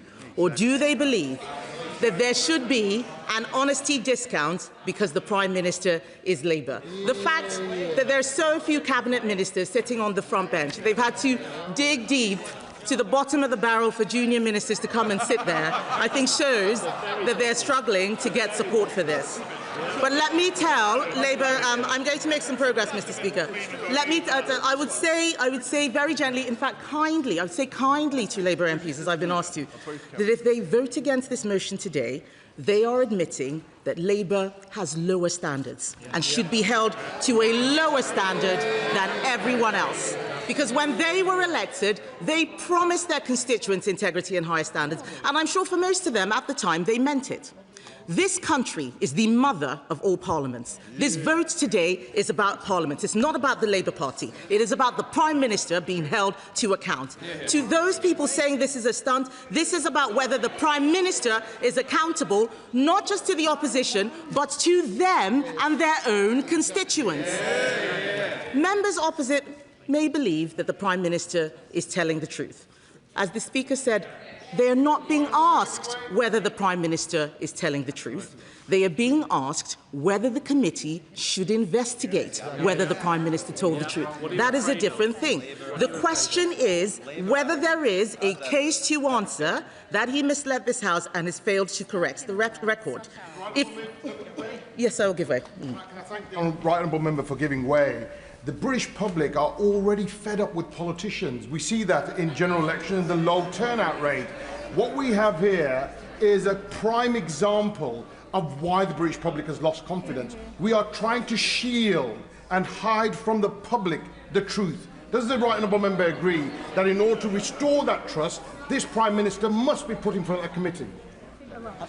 I do agree that this is a matter of trust with the public. We have to show that we do things properly here. As I was saying, Mr. Speaker, the question is whether there is a case to answer that the Prime Minister misled this House and has failed to correct the record. If there is a credible case that he did, then this matter should be referred to the Committee of Privileges. Those are the rules of the House. Let me quickly run through the facts to make sure that every Labour MP hears them.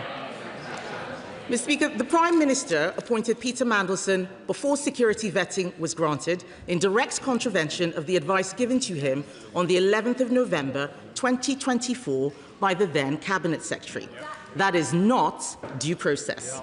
The Prime Minister's own National Security Advisor described the appointment and due diligence as weirdly rushed, and the Foreign Office weren't asked to feed in. That is not due process. The chair of the Labour Party has a lot to say, so I'm going to give way and let her say what it is that she wants to. Would you like to speak up? Yes. The Cabinet Secretary said that it was due process. Mr. Speaker, I think we have, Mr. Speaker, I think we have another minister who has just come to the dispatch box and said something that is quite different. Simon Case, the then Cabinet Secretary, has set out what the full due process was. A note from the Cabinet Minister a year after the appointment, after Peter Mandelson had been sacked, after I asked questions at the dispatch box, is not an exoneration, it is part of the cover-up. Mr. Speaker, we have been told by Sir Ollie Robbins, that the former Permanent Secretary of the Foreign Office, that the government showed a dismissive attitude to vetting and even argued that Peter Mandelson did not need any vetting. That is not due process. I'll give way in a moment. We have been told that Number 10 put constant pressure on the Foreign Office to approve the application. That is not due process. Sir Philip Barton, the former Permanent Secretary of the Foreign Office, said he was, and I quote, presented with a decision, that there was no space for dialogue. That's Philip Barton this morning. He also confirmed that the normal order is vetting and then announcement. But in this case, the announcement was before the vetting. That is not due process. I'll give way to the honourable gentleman. First of all, can I thank the opposition leader for bringing this forward and for their introduction. Does the opposition leader agree that there is a very dangerous pattern emerging in government judgment and bypassing vetting to appoint Lord Mandelson, a man with a well-documented security concerns? And does the opposition leader also express concern about handpicking an Attorney General whose hands are still warm from the working of defending Gerry Adams against the very victims of IRA terror? It is little wonder that the people of this nation are concerned out there in the streets. They're worried, they're concerned, and well done to the opposition leader in bringing this forward. Order. Sorry. You're straying outside the debate, Mr. Shannon, and we mustn't do that. Come back. Thank you, Mr. Speaker. I am concerned about the Prime Minister's judgment on all manner of issues, not just the one that we're discussing today. But we've heard this morning, Mr. Speaker, that even the Prime Minister's former Chief of Staff says that it shouldn't have been him doing the due diligence, and that what he got back from Mandelson wasn't the full truth, but the Prime Minister appointed Peter Mandelson anyway. That's Morgan McSweeney saying that is not full due process. On several counts, Mr. Speaker, it is clear the full due process was in fact not followed in this appointment. They shouldn't worry, I will let them give way because I want them to make fools of themselves at every opportunity. So just be patient, I will give way. I will give way in a moment. Even the Prime Minister's current position, Mr. Speaker, contains a glaring logical inconsistency. How can he say that full process was followed and at the same time fire Sir Ollie Robbins for not following process? If the honourable gentleman would answer that question, that would be fantastic. I asked the shadow opposition leader the questions. That's how it works on an intervention. And can I also suggest to her that if she wants backbenchers to support her motion, she shouldn't be insulting us and calling us she. Now, I think that the critical question that a lot of backbenchers are wanting to know here is why now? Why, when the Foreign Affairs Select Committee has not concluded its investigations, has she brought this motion forward now? Is it because there is local elections next week, or is that a coincidence? I'm sorry. The decision was made on the letter that's been sent to me, not on whether somebody may be meeting somewhere else. It is judged on that merit. I don't need to be questioned again.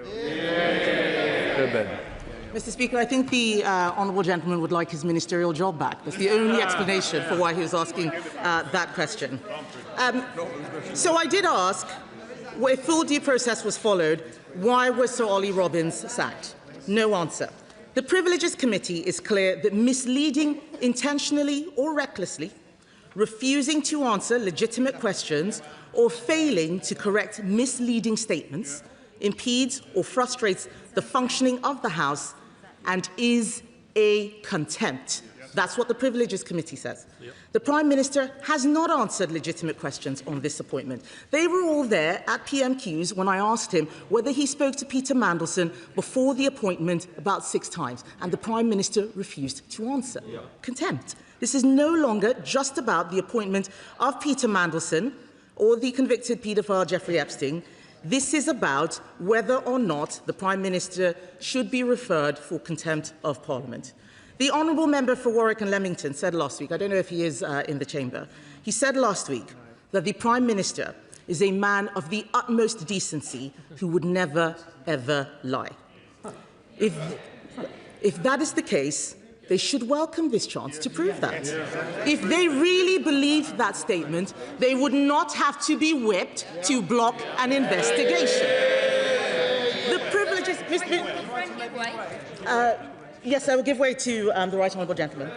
I'm grateful for the Right Honourable Lady giving way. She will know that I was never a fan of Boris Johnson. No. You did it so well. But when there was a similar motion before the House to refer Mr Johnson to the Privileges Committee, his side was not whipped. Can she confirm that? And can she question why the government is whipping its side on this matter? That is an excellent question from the Right Honourable Gentleman. I can confirm that this side was not whipped. I can also confirm that the leader of the head of the Privileges Committee was a former acting leader of the Labour Party. We trusted this House to do the right thing. Why can they not do the same? Why? Mr. Speaker, the Privileges Committee is made up mostly of Labour MPs. Are they saying that they do not believe that their own colleagues would give the Prime Minister a fair hearing? Are they saying that? If this was just a bad decision that he's apologised for, then surely the Privileges Committee will find him not guilty. I give way to my right honourable friend. Does my right honourable friend agree with me that the Prime Minister is pursuing a scorched earth policy? Advisor after civil servant has been chucked under the bus to save his skin, and now it is the turn of his own MPs. For if the Prime Minister had not misled the House, then the correct path is to go to the Privileges Committee so the Prime Minister can clear his name. I do agree with my right honourable friend. This is a scorched earth policy, and they are the earth, and I'm afraid to say they are being scorched. Let me ask them this, Mr. Speaker. If the Prime Minister has nothing to hide, why is he whipping to avoid scrutiny? Why? Why is he whipping? They are being whipped today to exonerate him before the facts have even been tested. It is not for the first time I am having to tell Labour MPs that they are being stitched up. This is a man who has led them up and down so many hills. Our Education Secretary wants to intervene. Would she like to talk about the U-turn yesterday on social media? No, she doesn't want to. Shame. We got our U-turn, Mr. Speaker. We got our U-turn. They have to sit there looking embarrassed at every decision that they have to row back on. This is a man who has led them up and down so many hills. He sends them out to defend the indefensible even this afternoon, and it's a great effort by the whips, I must say. I know someone else wants to intervene. Please go on. Scott Arthur. Thank you, Mr. Speaker, and I do thank her for giving way. And of course, she's right that the Conservatives did get a free vote on the Partygate scandal. She chose to abstain, which is an absolute disgrace. Absolute disgrace. The bigger disgrace. The bigger disgrace was voting against Action on. Thank you, Mr. Speaker. The bigger disgrace was voting against Action on Owen Parson, and she voted against her. Another disgrace. Whipped. Mr. Speaker, I actually feel bad at having to make this explanation. And I say to my right honourable friend, I am trying to be kind, but there was no vote, so no abstention, because not a single one of us voted to block the investigation. This is a clear example of the Mr. Speaker, I'm not giving way. He's had his chance, Mr. Speaker. This just goes. If the Honourable Lady, Right Honourable Lady, gives way, that's fine. You've had one crack at the whip. I wouldn't try too many cracks. Mr. Speaker, this is why I am telling. I know a lot of Labour MPs have not been in this situation before. They are being stitched up. I am trying to be helpful. This man has led them up so many hills and down again. U-turn after U-turn. I talked about banning social media for children. There was also a U-turn on the pensions mandation. This is a government that does not know what it is doing. This is a government that does not know what it is doing. And I think it's very valiant of them to come out to defend the Prime Minister. This is despite the fact that he took the whip away from MPs who wanted to lift the two-child benefit cap. And then he did it anyway. The member for Hayes and Harlington had the whip removed for opposing the two-child benefit cap. Then the Prime Minister U-turned. The member for York Central had the whip removed for voting against the Prime Minister's welfare reforms. Then he ditched the reforms. And then the member for Penrith, who had the whip removed for opposing the family farm tax. The Prime Minister's ditched that, but the member for Penrith still doesn't have the whip back. And this matters, Mr. Speaker. I know. It is about the privilege motion. I know you're developing a theme, but I think we've run out of theme. Thank you, Mr. Speaker. You're absolutely right. I'm just pointing out the question, why is this a whip vote? It will still happen anyway. This man has ruined the reputation of the Labour Party, has not been loyal to his own MPs, and I don't think that they are united. Morgan... Yes, I will give way. Dr. Luke. When the Prime Minister came in, he said he wanted to do things differently. He's had not one but two opportunities to, in an emergency debate tabled by this side of the House, to come to the House and answer all these questions, so he wouldn't need to go to a Privileges Committee. Can she espouse on why he may not have come to the House to answer on both two occasions? I think it is an excellent question from my honourable friend.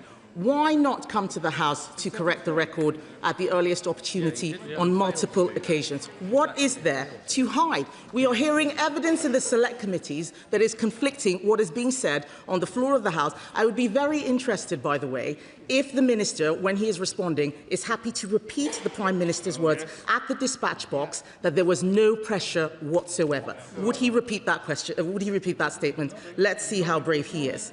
Mr. Speaker, this is absolutely critical. This cannot just be a debate about the Labour Party or a division between those who are on the inner circle and those who are on the outside. Again and again, we have seen the children of the chosen ones, people who had never been in Parliament before, getting all the best jobs. We now have the sacked Chief of Staff, Morgan McSweeney, his wife is a whip, telling people to vote for a cover-up. That is not right. That is not right. They are hanging... She has been notified. She has been notified. I know they don't like it. Have I said something that is not true? No. I'm speaking the truth. I know it hurts, but someone has to point it out. They are hanging everyone else out to dry, and I cannot believe that Labour MPs are letting this happen again. I know that a lot of them are expecting a reshuffle after the May election. Let me tell them, it is not worth it. I say directly to those Labour MPs hoping to be ministers after May the 7th, you will condemn yourself to being sent out on the morning round to repeat things that you know are not true, that you don't believe in, and that you know will end in disaster. And they will end in disaster, Mr. Speaker, as everything the Prime Minister touches does. This vote should not be about loyalty to the Prime Minister, but about standards. Why should Labour MPs ruin their reputations to save a man who has never shown loyalty to them? He has shown that he will throw everybody under a bus. Sue Gray, Morgan McSweeney, Sir Chris Wilmord, Sir Ollie Robbins. Do Labour MPs really think that if this goes wrong, he's not going to throw all of them under a bus?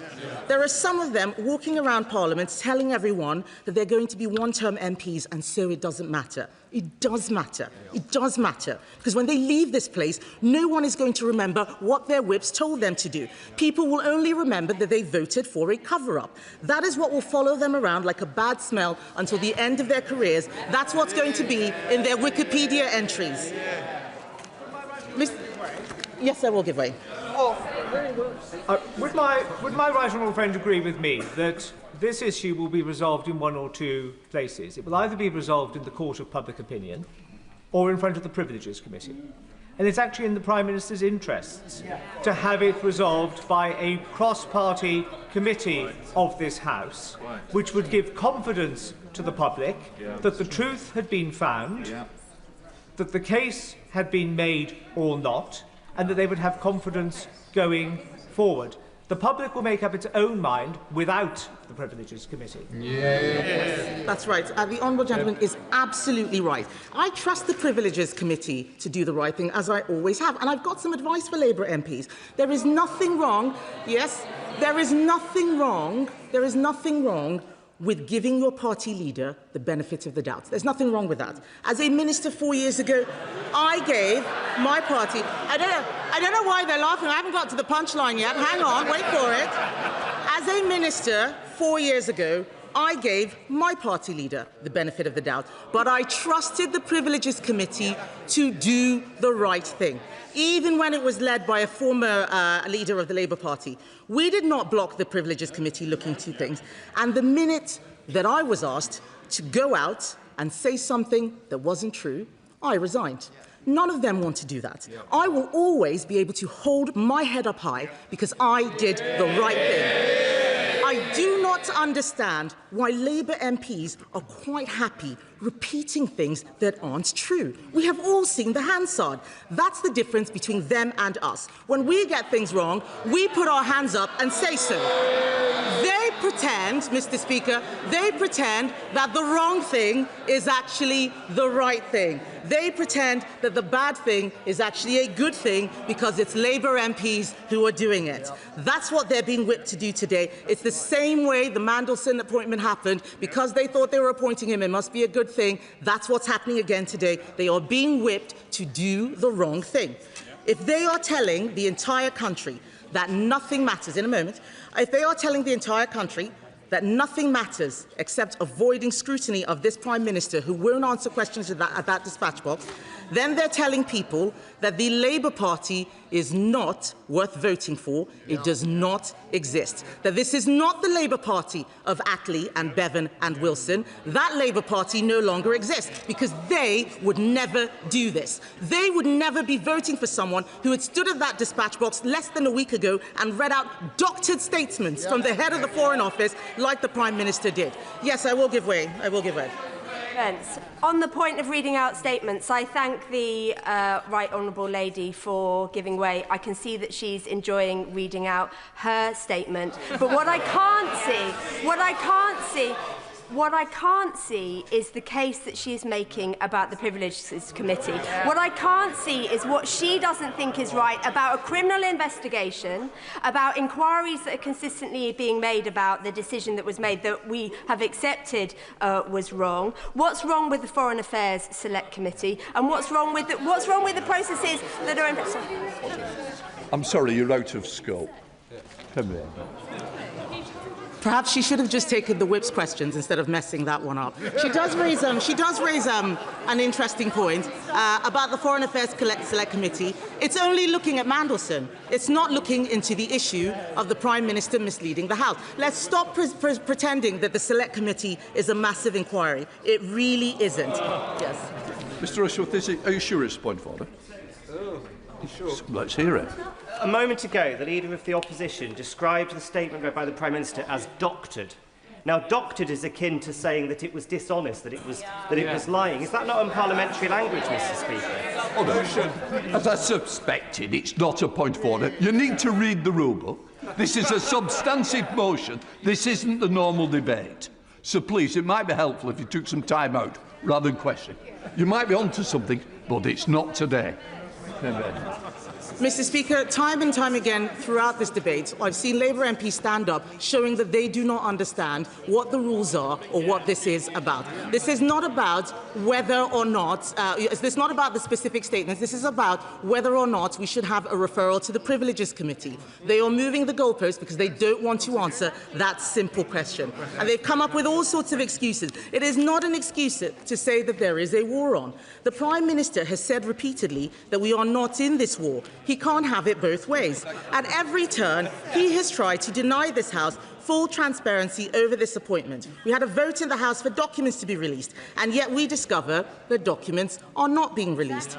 That is a contempt of this Parliament. Labour MPs supported that humble address because they knew that we needed to see the truth. Documents from that release show due process was not followed. The ISC is complaining that the documents are being delayed. We only discovered there were numerous problems with Mandelson's vetting because of a leak to The Guardian. The truth is being covered up. Today's vote is about whether they want to be complicit in this cover-up. If they vote against that investigation by the Privileges Committee, they are in this together.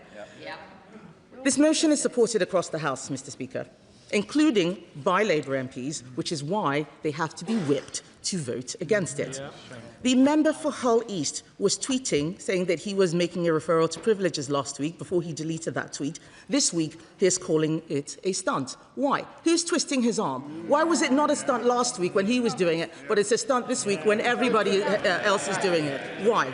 For those who are mindlessly repeating the lines the Labour whips have given them, may I remind them that it is also their job to hold the government to account and uphold the standards of our democracy.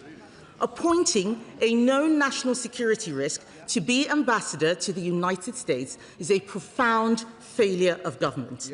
Do they not think that it is important the Prime Ministers tell the truth on a matter of national security?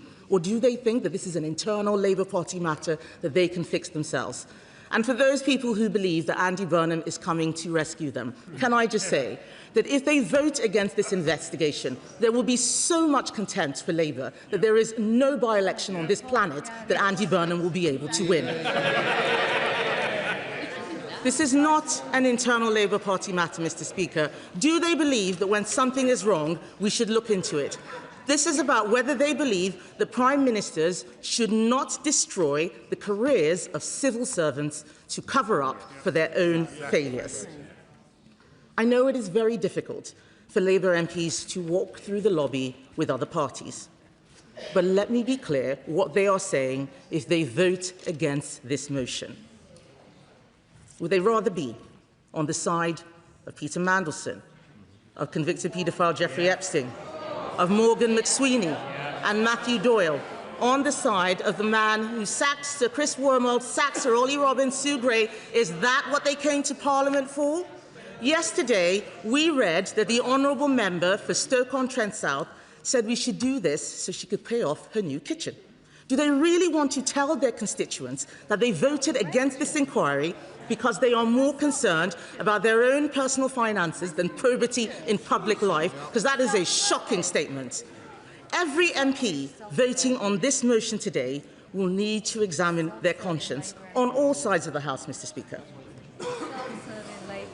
This is not a matter of party loyalty. It is a matter of what each and every one of us believes is right. They are being asked to defend a man who has let the country down, he has let Parliament down, and let's be honest, he has let the Labour Party down. So I say to Labour MPs today, you can defend the Prime Minister today, and there are enough of you to get through the vote, but you will be complicit in a shameful abandoning of promises made to the electorate, promises every Labour MP stood on. It is up to them what kind of MP they choose to be. They can choose to live up to their promises on standards to ensure proper scrutiny takes place and allow the Privileges Committee to get to the bottom of this, or they can choose to put party before country. Their vote will define them, and the public is watching. They say it's a stunt, then let the inquiry expose it. They say there's no evidence of misleading the House, then let the committee test it. They say the Prime Minister has nothing to hide, then they shouldn't vote to stop the Prime Minister being scrutinised. They don't have to defend this. They can still do the right thing. They can show that Parliament matters. It matters more than any party or any faction. They can vote to enhance Parliament, or they can vote and prove the worst fears of people who think there is one rule for Labour and another rule for everyone else. Mr. Speaker, I commend this motion to the House. The question is, as on the order paper. Emma Lowell. Thank you very much, Mr. Speaker. I have watched this whole sorry saga play out for weeks now. Like the public, I feel let down, disappointed, and I am angry. Peter Mandelson should never have been appointed. This was a fundamental failure of judgment. Matthew Doyle should never have been given a peerage. This was also a failure of judgment. I feel the way that today's vote has been handled by the government smacks once again of being out of touch and disconnected from the public mood. The fact that MPs like me are being whipped into voting against this motion is, in my view, wrong, Mr. Speaker. It has played into the terrible narrative that there is something to hide, and good, decent colleagues will be accused of being complicit in a cover-up. A number of weeks ago, at a private meeting with my right honourable friend, the Prime Minister, I spoke about how, after a career of working so closely with victims of child sexual abuse, that I could not even begin to express how much it hurts me when people are screaming at me in the street that I am a member of the Pedo Protectors Party. I also said that prior to this scandal, people criticised the government's policies and at times lack of political narrative. But to me, they are now questioning the government's moral compass. My comments were leaked almost immediately by colleagues who were present. My words were then used later by the Leader of the Opposition. Recent weeks have since seen such abuse intensify and ongoing abuse and threats to mine and my staff's safety continue. Privilege motions, ISC investigations, committee hearings and process don't come up on the doorstep. What does come up time and time again is a general feeling that there is something just not right, that politicians are failing to deliver on their promises. Trust has gone and it's been replaced by anger, and the already fragile fabric of our democracy is eroding further every day this continues. This Prime Minister is very careful with his words and does have respect for the office he holds. He does want to change this country for the better, and he truly believes in public service, something which in recent years may have been sorely lacking from previous Prime Ministers. So I can't understand, Mr. Speaker, why the Prime Minister doesn't refer himself to the committee with a clear statement that he is doing so to clear his name. One quick session of the committee could surely see this matter concluded. Instead, it will now drag on and dominate every headline and interview. It will overshadow and undermine every good policy we make and continue to drag every single one of us down. whether any Prime Minister misled the House or not, is not a matter for the Foreign Affairs Select Committee, nor is it a matter for the Intelligence and Security Committee. It is a matter for privileges. That's why such a committee exists. It may be that opposition parties are using this motion today to box Labour MPs in, but I'm not angry about that. That's politics. Some of us here would do the same. But I know one thing for certain today, Mr. Speaker, that I will not be voting against this motion, but I want to listen carefully to the rest of this debate, because like everyone, when I came to this House, I wanted to do the right thing, and I hope I continue to do that for however long I have left in this place. Sir Ed David, Leader of the Liberal Democrats. Mr. Speaker, it's an honour to follow the Honourable Lady, the member for South Shields, who I think has made a very powerful speech. And I think we all, on all sides, listen to it, and I hope her colleagues on the government benches listen to it and think about it carefully during the passage of this debate. Mr. Speaker, the Prime Minister called this motion a stunt. That is not why I put my name to it. But it's funny, though. I was just checking whether they were awake, Mr. Speaker. But it is funny, though, because stunt is exactly the same word Boris Johnson used about the motion that the Prime Minister and I tabled 4 years ago, referring Boris Johnson to the Privileges Committee. Ironic, Alanis Morissette could probably write a whole album about it. It wasn't a stunt then, and it isn't a stunt today. It is, as the Prime Minister said back then, a motion that, and I quote, seeks to defend the simple principle that honesty, integrity and telling the truth matter in our politics. Honesty, integrity, telling the truth. These things matter in our nation's parliament perhaps more than anywhere else. And when I hear the Prime Minister complain that we've tabled this motion just over a week before important elections, I find myself transported back to that debate 4 years ago, 7 days before crucial local elections. At that time, Conservative MP after Conservative MP made exactly the same bogus argument in defence of Boris Johnson. So I do have to say, although there are differences in the whipping arrangements, I do find it very hard to take some of the sanctimony from the leader of the Conservative Party seriously.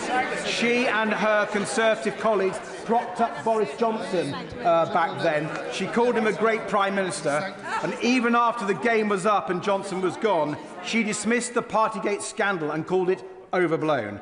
So it does seem there's quite a lot of hypocrisy to go round, Mr. Speaker.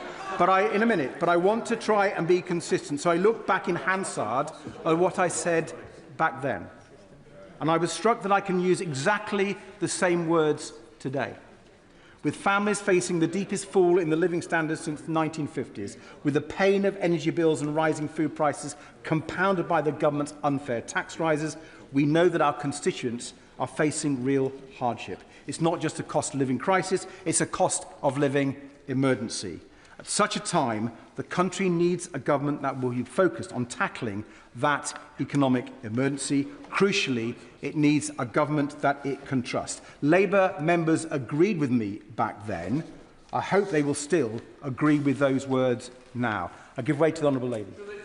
Thank the Honourable Member for giving way. He's mentioned Boris Johnson a few times, so I just wanted to remind the House that Boris Johnson misled the Foreign Affairs Select Committee, and his words about my constituent, Nazanin Zaghari-Ratcliffe, meant that she spent 6 extra years in jail for a crime she didn't commit. He had multiple opportunities to apologise, including when he saw Nazanin face to face. Does the Honourable Member think when someone has made a mistake, especially someone in a position of power, they should apologise?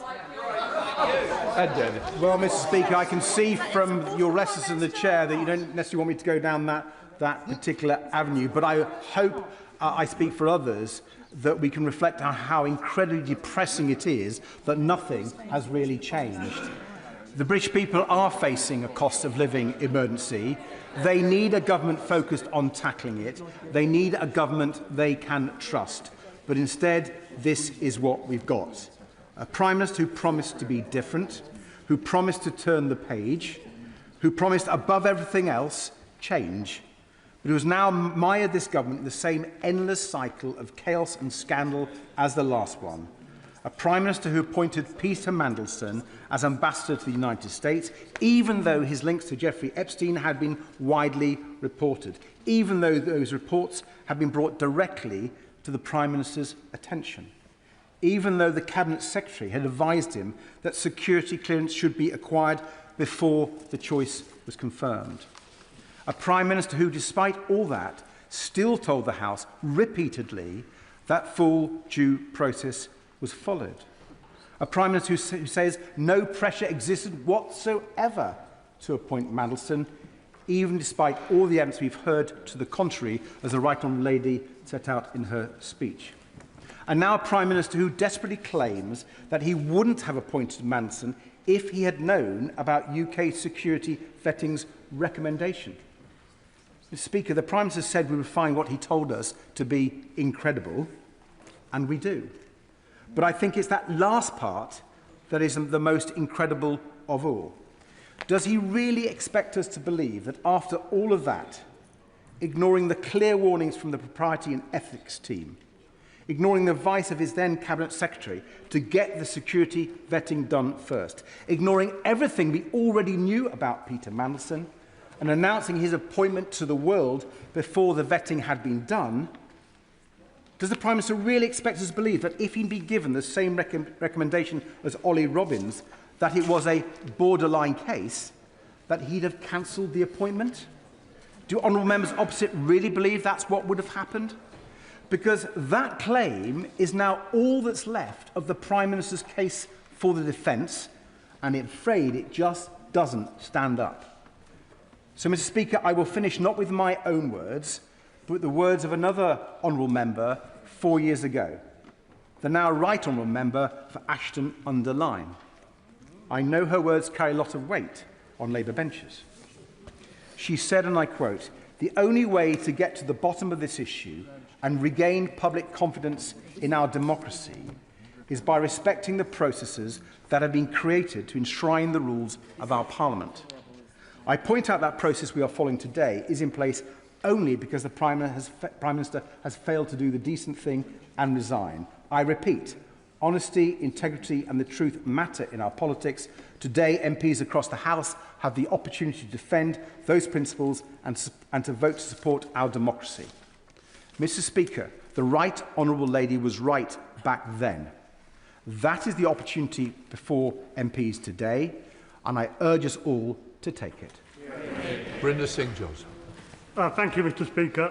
Last week I spoke in the emergency motion debate, and I spoke about the appointment of Peter Mandelson in the first instance, the approach taken by the Prime Minister as details have become available, and finally the vetting process overall.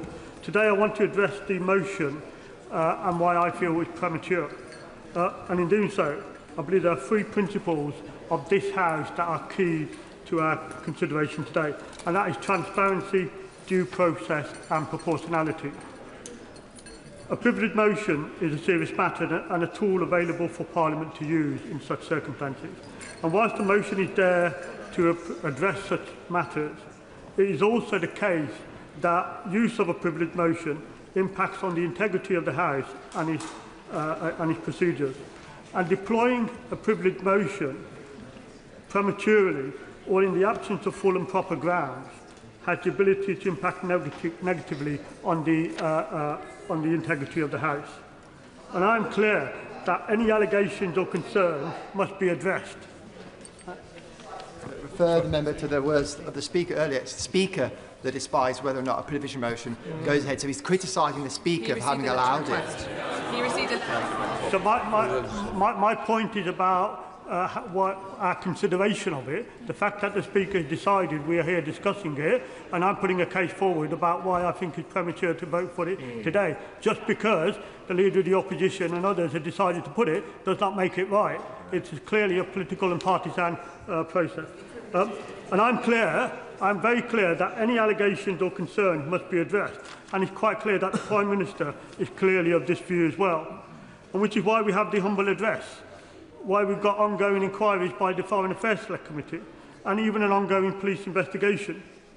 It is right and proper that all allegations should be examined thoroughly and that these processes should be allowed to run their course. And whilst there is all that is all ongoing, I would suggest this privilege motion is premature. Who's giving a powerful speech. He said that all allegations should be investigated properly. Well, with greatest respect to him, the Foreign Affairs Committee isn't looking into whether the Prime Minister misled the House. Neither are the police. Neither are the police. There is no process other than the one which the Speaker has allowed to be addressed today, and that is to refer the issue of whether the Prime Minister has misled this House should be determined by the Privileges Committee. And if the honourable gentleman is going to be consistent, he should agree with that and he should vote for it today. I think the honourable gentleman, you should understand that the only reason we're here today is because of things that have been determined either through the release of papers through the humble address or evidence people are given to the Foreign Affairs Select Committee. And that's why we're here. So for him to say that those processes have no relevance in this process is absolutely wrong. That they absolutely have full relevance. And my whole case is that we should let those processes complete their entire run before, and that's why I believe this is premature. I'll come back in a bit. I want to make a bit of progress. So it is right and proper that all allegations should be examined thoroughly and those processes should run their course. And whilst that is all going on, I would suggest this privilege motion is premature. More than that, it's a clear attempt to bypass the processes already taking place, as I've just said. Mr. Speaker, whatever one's views of the substantive issues, there are some things that we should all agree on, and that is that the Prime Minister has been forthcoming in addressing the allegations, both in this House and outside. The Prime Minister has apologised from the very outset for the decision to appoint Peter Mandelson in this House and outside, and apologies that have been full, wholesome and without equivocation. He has also specifically apologised to the victims of APT. The Prime Minister has repeatedly answered questions in this House and outside and shown a willingness to be held accountable. Mr. Speaker, I thank the honourable member for giving way.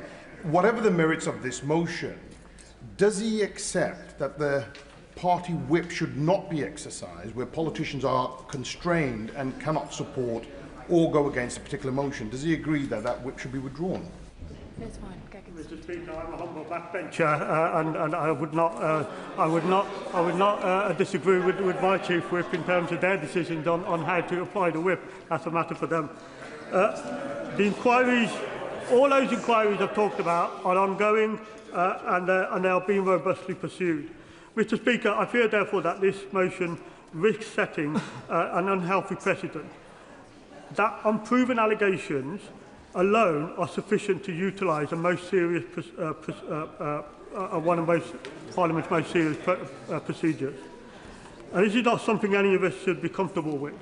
The naked politicising of this process will not serve Parliament well. My fear, Mr. Speaker, my further fear, Mr. Speaker, is that whilst people on the opposition benches are seeking to utilise this procedure in this way, some of those honourable members on the opposition benches will already be looking to see what other procedures they can use to further extend this process in this partisan way. Mr. Speaker, it is incumbent on all of us to give consideration to due process and proportionality. Diverting away from the high standards voters expect of this House risks damaging confidence in Parliament itself. There are substantial parliamentary and other processes already underway. We should not preempt those processes, which is what this has the potential to do, but should allow them to complete their procedures. That is in the best interest of Parliament, Mr. Speaker. It's in the best interest of transparency, due process and proportionality, and that's why I call on members to vote against this motion. Sir David Dix. Thank you, Mr. Speaker. Sometimes the wisdom of the House is crystallised in the comments of us ordinary backbenchers, and particularly today with the brave speech of the Honourable Lady for and indeed with the intervention of the Honourable Member for Perry Barr on the Leader of the Opposition. Both of them, in effect, said that what we have lived through in these last several months is a tragedy, not just for this House, not just for the government, not just for the Labour Party, but for the trust in government, the trust in our democracy of ordinary people. Now, at the risk of expulsion from my own party, I will admit to having hoped after the election that the Prime Minister would succeed, because it's in the interest of the country that he did, but in some ways even more importantly, it's in the interest of our democracy that he did, because there is already extant throughout the entire Western world a corrosion of belief in democracy, on and on and on. This will make it worse. Now, we're here today for a simple reason. Statements by the Prime Minister made in this chamber are at odds with those provided by the civil service on the material issue of Peter Mandelson. This matters. It's not a stunt, it matters. Yep. Honesty between ministers and Parliament is fundamental to our democracy. Without it, scrutiny fails. Without it, accountability fails. Without it, trust fails. The responsibility for absolute honesty rests most heavily on the Prime Minister. So the standard that should be met by the Prime Minister is even higher than for others. Recklessness with the truth for any minister is unacceptable. From the Prime Minister, it's indefensible. Now, all political parties have their inherent flaws, and I'm not going to spend a whole day talking about mine. But the origins of this situation, the origins of this situation lie in a stance often taken by Labour MPs, which is that good intentions somehow justify bad decisions. We mean well, so our mistakes don't matter. Worse, we mean well, so we should be forgiven for everything, whether it's freebies or wrong appointments or whatever. That mindset, which I'm afraid is sort of sanctimonious arrogance, sustained by a habit of believing their own propaganda, is precisely what led to the appointment of a deeply unsuitable individual as our ambassador to Washington. A man twice dismissed after scandal. A man under formal investigation now by the EU's anti-fraud office. A man with an extraordinary relationship with a convicted paedophile. A man driven above all by a pursuit of glamour, money and status. A man who turned amorality into an art form. And in addition to that, a man who has plainly compromised by an over-close relationship with the proxies of both the Russian and the Chinese government. Together, these facts should have made this appointment unthinkable. Yet these concerns were brushed aside.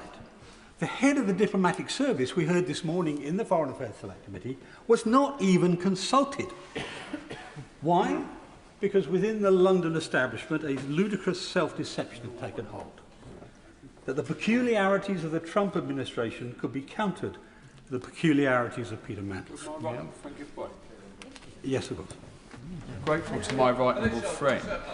Would my right honourable friend agree with me that almost universally the previous ambassador, Dame Karen Pierce, was widely respected and felt to have a good relationship with the previous Trump administration? There was no reason to believe she wouldn't have one with the current Trump administration. Well, that's entirely true. And in fact, the current Trump administration made that point to the government before the nomination of Peter Mandelson.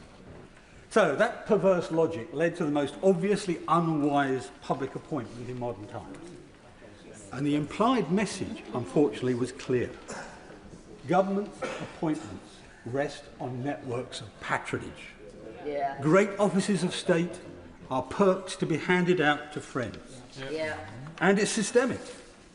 They even tried to get an ambassadorial appointment for Lord Doyle, a man so unsuitable he's even had their whip withdrawn. Mandelson's unsuitability was evident before vetting began. It would have been surprising had the vetting service not found grounds to reject the appointment. I suspect Number 10 knew that, and they leaned on the Foreign Office to ensure the outcome was secured quickly and without question. And by the way, one of the honourable members, I can't remember his name or seat, tried to suggest that pressure for time is different from pressure on outcome.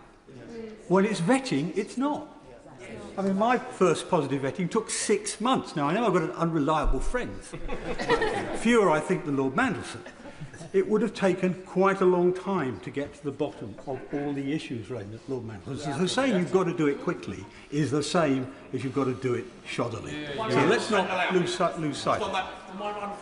I'll give way. Oh, Francois. He's making an excellent speech.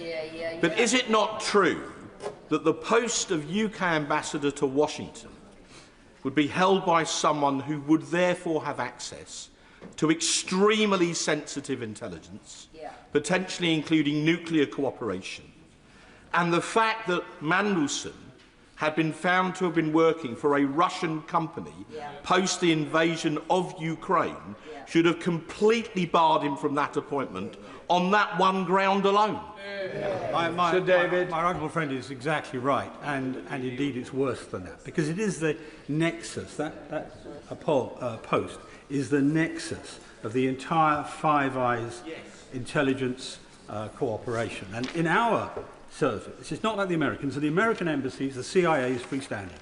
The ambassador doesn't matter. In our service, the ambassador runs the local Secret Service element, if you like. And so he is or she is entirely responsible and has entire access. And it's particularly an issue with the Americans, because the Americans are incredibly sensitive about the corruption or in any way undermining the security of that arrangement. So we could actually put at risk the whole Five Eyes cooperation arrangement, but the honourable friend leads me off on a completely different tangent. So when asked this morning, to come back to the general point, when asked this morning about delay and attitude and pressure, so when asked this morning at the Foreign Affairs Select Committee if he recalled any dismissiveness in number 10 about the importance of Mandelson's vetting, Sir Philip Barton, that's Ollie Robbins' predecessor, described number 10 as uninterested in his security clearance. The evidence Sir Ollie Robbins gave was that throughout January there was constant pressure and an atmosphere of constant chasing. Yesterday, Ian Collard, the former head of the Foreign Office security team, corroborated Sir Ollie Robbins' account. And just this morning, again, Sir Philip Barton repeatedly emphasised there was pressure to secure Mandelson's vetting clearance within, I quote, a very compressed timescale. And the Prime Minister told this House only a week ago, no pressure existed whatsoever. Now, if that was the only issue, that would justify being referred to the Privileged Committee to resolve what the exact truth was. But it wasn't. Because plainly there, if the Foreign Office is right, the Prime Minister is wrong, and on that timetable, actually deliberately wrong. But let's take some other occasions. On the 4th of February of this year, the Prime Minister gave an unambiguous impression when asked about Epstein's coverage in the security clearance that he'd seen Peter Mandelson's security vetting. But in April, he told the House, on the 14th of April, he found out for the first time that Mandelson had been granted developed vetting clearance against a specific recommendation for the United Kingdom security vetting, that developed vetting clearance should be denied. These two statements are incompatible. Again, a freestanding failure of the rules. And more, this chaotic clash of opinions reinforces the impression that far from following due process, as the Prime Minister has maintained on a number of occasions, number 10 was effectively making it up as it went along. On the 11th of November 2024, the then Cabinet Secretary Simon Case, as we've heard already from the Leader of the Opposition, issued explicit advice: secure the necessary security clearances before confirming your choice. Again, this was reinforced this morning by Sir Philip Barton, who described the correct process as, quotes, the normal order is vetting and then announcement. Normal due process was clear, but the Prime Minister did the opposite. Claims that this was normal defy common sense. For career ambassadors, the DV, the direct vetting, happens at every new post. You go to become an ambassador in Tehran, you're DV'd. You go to become an ambassador in Washington, you're DV'd again. But the DV is an update, so it's lower risk, and by definition, our ambassadors, generally speaking, are low-risk security personnel anyway. This is plainly not the case for a high-risk figure like Peter Mandelson. Indeed, frankly, it's harder to imagine a higher-risk appointment to a post, as my honourable friend, said, is of the utmost sensitivity. To appoint first and vet later is not due process. It's certainly not prudent. It's a gamble with national security and a risk to our single most important alliance. So there are 3 instances where the Prime Minister made questionable statements. His insistence that there was no pressure when there evidently was, the 2 versions he gave on when he saw the vetting file, and the assertion that due process was followed when it clearly was at odds with the process described by both the Cabinet Secretary and the Permanent Secretary for the Foreign Office. So the Prime Minister made a deeply questionable decision. Whether it was cronyism, a misunderstanding of the role, or excessive leniency towards a member of his own party, something he would never have tolerated, quite rightly, from any other party, we cannot know for certain. Whatever the explanation, the conclusion is unavoidable. The decision was wrong. And to implement it, established procedures were bent out of shape. The civil service was placed under extreme pressure to deliver outcomes that sat on the margins of propriety. When concerns were raised, they were not confronted but sidestepped. As usual in number 10, an attempt was made to place the blame on somebody else. Even in this week's New Statesman, traditionally a banner carrier for the Prime Minister, even in this week's New Statesman, I think it was Tom McTague's article, there is a quote from a senior government official who goes on at length against the Prime Minister, but he ends by saying, ask Chris, ask Sue, ask Morgan, ask Ollie. He will say he takes responsibility, but then he makes everyone else pay. That's what we're looking at. So rather than addressing concerns directly, the Prime Minister proceeded regardless, and only later sought to justify his decision with answers that were, I'm afraid, frequently misleading. As a former DPP, he should have known better. What began as a mistake evolved into something more serious.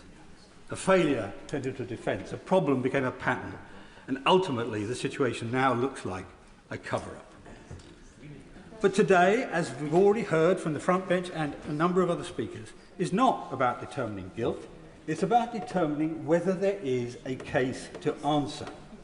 Finding the truth and adjudicating guilt is the task of the Committee of Privileges, which has both the time and the access required to examine the evidence in full. Now, much has been made of Boris Johnson's appearance, as it were, before the Privileges Committee, and I am famously a fan of Boris Johnson.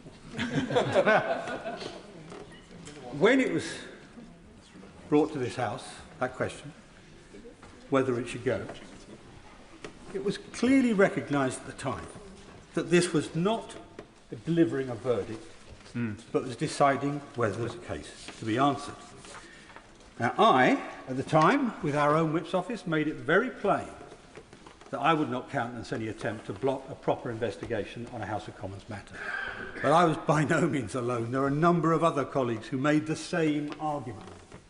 And as a result, the government of the day accepted this is a House of Commons matter. Exactly. It is improper for the government to intervene in such a matter to try to guide the House. Accordingly, the motion passed without a whip and without division. Interestingly, the honourable gentleman thought. Mr. Speaker, you know, in a debate which is about misleading the House, I do wonder when members of this House accuse others of not voting in a measure without a vote. So I will not be taking intervention from him. I will certainly not be taking intervention from him. As the honourable gentleman is a noisemaker, not a truth-issuer. On the evidence before us today, contradictions, procedural failures and an emerging pattern of conduct, there is plainly a case for referral. Where doubt exists, it should be resolved through proper scrutiny. Where a case exists, it should be tested. This case should go to the Committee of Privileges and go today. Cole Turner. Thank you very much indeed, Mr. Speaker. It's a pleasure to follow the right honourable gentleman for Goole and Pocklington. We rarely agree politically, him and I, but we do work together, I think, constructively in the constituency for the betterment of the region.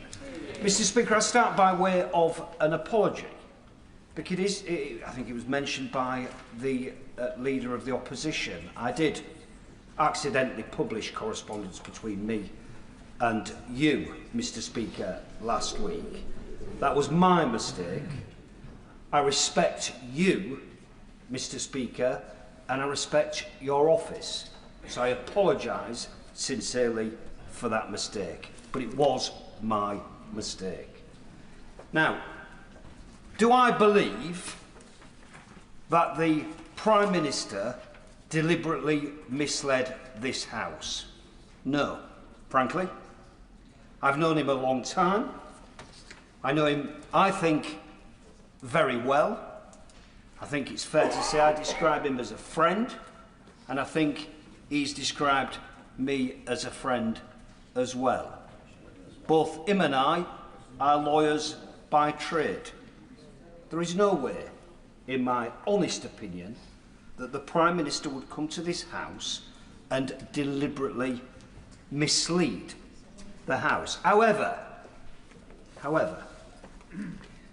there was a very significant difference, in my view, between what the Prime Minister said in answer to the Right Honourable Lady, the Leader of the Opposition, last week in Prime Minister's questions, and what the evidence was of Ollie Robbins the previous day. I think I'm right in saying that the Prime Minister said there was no pressure whatsoever, intimating at very least that that was the evidence that Ollie Robbins had given to the committee. I watched every minute of it.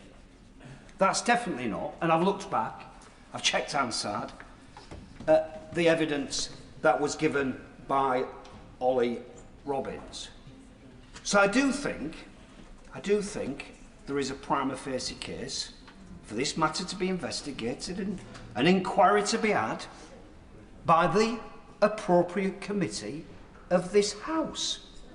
And I think, Mr. Speaker, that if that happened, I suspect it's not going to, because this is whipped, and I don't blame the government for that.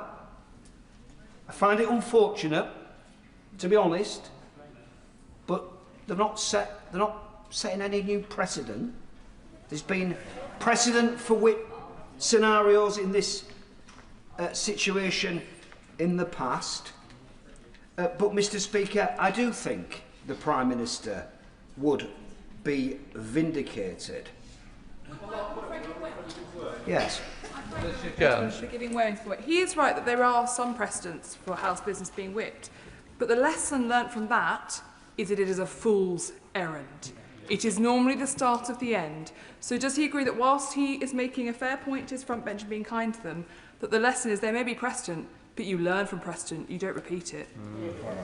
Very grateful to the Honourable Lady. She's spot on, and it leads me to the point that was raised by the Leader of the Opposition. I did make a statement on social media that this was a stunt.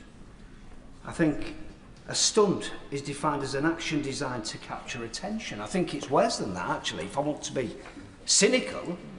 I think the problem is this. This is an action designed to capture Labour MPs. And that's my concern.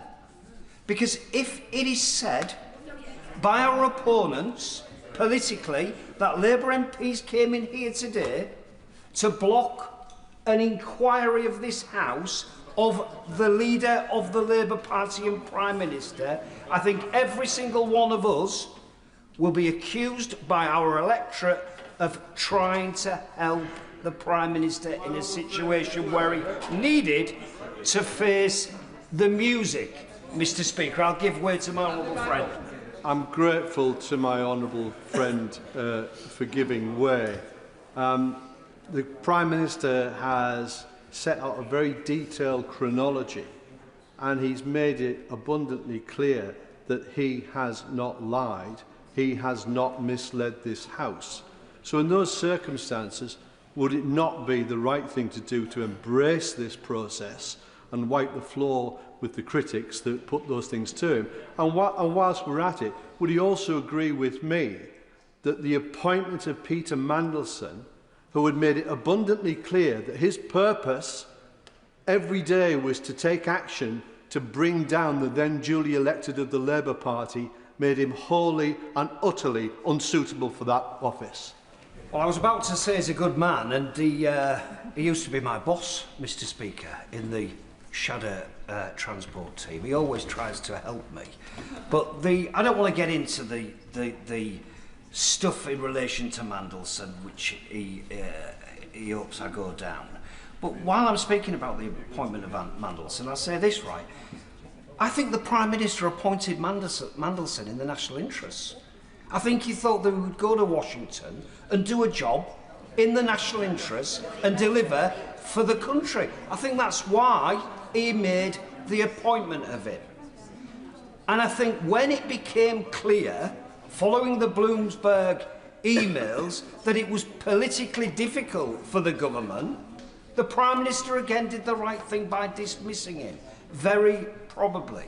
But where I think the Prime Minister went wrong is by the shenanigans between that point and that point, looking round for an excuse of why it's gone wrong. Just take it on the chin. Deal with it. That is the advice I would have been giving the Prime Minister, and that's why I am particularly disappointed, because the truth of the matter is, and people, colleagues who came in at the last general election might be disappointed with me because I've got the audacity to stand up and say what I am to believe is the truth. I'm sorry if they're not happy with me about that, but I'm here not to represent my interests, but to represent the interests of those that elect me to this chamber. And that's what I will always do, whether it's against the government policy, whether it's a Tory party in government, or whether it's my own government. I'll do what I think is in the interests of my electorate. And let me just warn colleagues by saying this. I promise you now, if we are seen to go through the lobby to defend this process, which is a reasonable process, Mr. Speaker, this isn't the shenanigans that the government has suggested in relation to jury trials. This is not a single judge. This is a jury of peers, impartial, made up more of Labour MPs than it is Tory MPs. The Prime Minister has nothing to fear. He ought to do the right thing. He should, as my honourable friend suggested, he should have referred himself. And that would have saved us all this messing around, debating the point, trying to justify why it's a bad idea. There's two committees running alongside. Utter nonsense. Get on with it, be dealt with, and let's move on, because we'll not move on from this shenanigans. I'll give way. John Badon. I think the honourable gentleman was referring to me when he said that I recommended the Prime Minister refer himself to it. And the reason I did that is because when you're under attack like this, you don't run from the attack. You run to face it. And you run to face it with confidence. And you argue if there's an attack and people want to criticise the individual, then produce the evidence. And he knows as well as I do that the Privilege Committee will deal with this matter fairly, and I believe as a result of that, this party will come out of it stronger. Completely agree with my right honourable friend. I think I said on Twitter, he rarely gets it wrong. I was accused of being wrong for suggesting the very thing that he rarely gets wrong. But I think, in my experience of knowing him for the time that I've known him, he rarely, in my opinion, gets it wrong. So I think he's absolutely spot on. I'm confident, I'm convinced. I know the Prime Minister, I know he's not a liar. I know he wouldn't deliberately mislead. I know that for a fact. And I think he would be exonerated. And I think the trouble we now face is the accusations from the electorate that we stopped it happening in the first place, and for that reason the Prime Minister is guilty by the fact that we avoided the inquiry in the first place. And once we're in that position, once we are in that position, we have a big problem, because you cannot prove something that never happened. Thank you. Father House, Edward Lee. Yeah. I want to speak very briefly, Mr. Speaker, because I'm not particularly party political, and I don't like making personal attacks, and I'm not calling for the Prime Minister to resign. I'm not questioning the appointment of Mr. Mandelson. This debate is not about whether that was a good decision.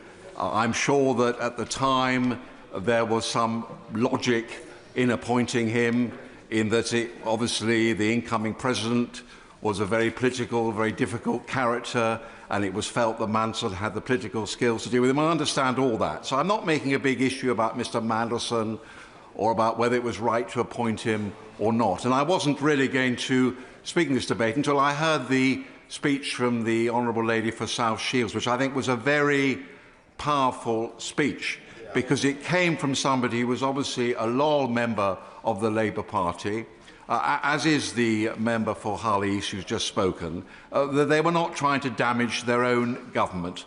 All they were, I think, trying to say is that when you have an issue like this, when all sorts of allegations are being thrown across the floor of the House about whether people lied or not, actually having a process with the Privileges Committee is a process of catharsis. And we saw that with Boris Johnson. There was deep upset in the country, we know that. Whether that was fair or not, whether Mr. Johnson acted wrongly or not, we know that there was deep upset about what was going on with Partygate. But it was right that the House decided to have that Privileges Committee, and we knew that in a way that drew a line under the whole thing.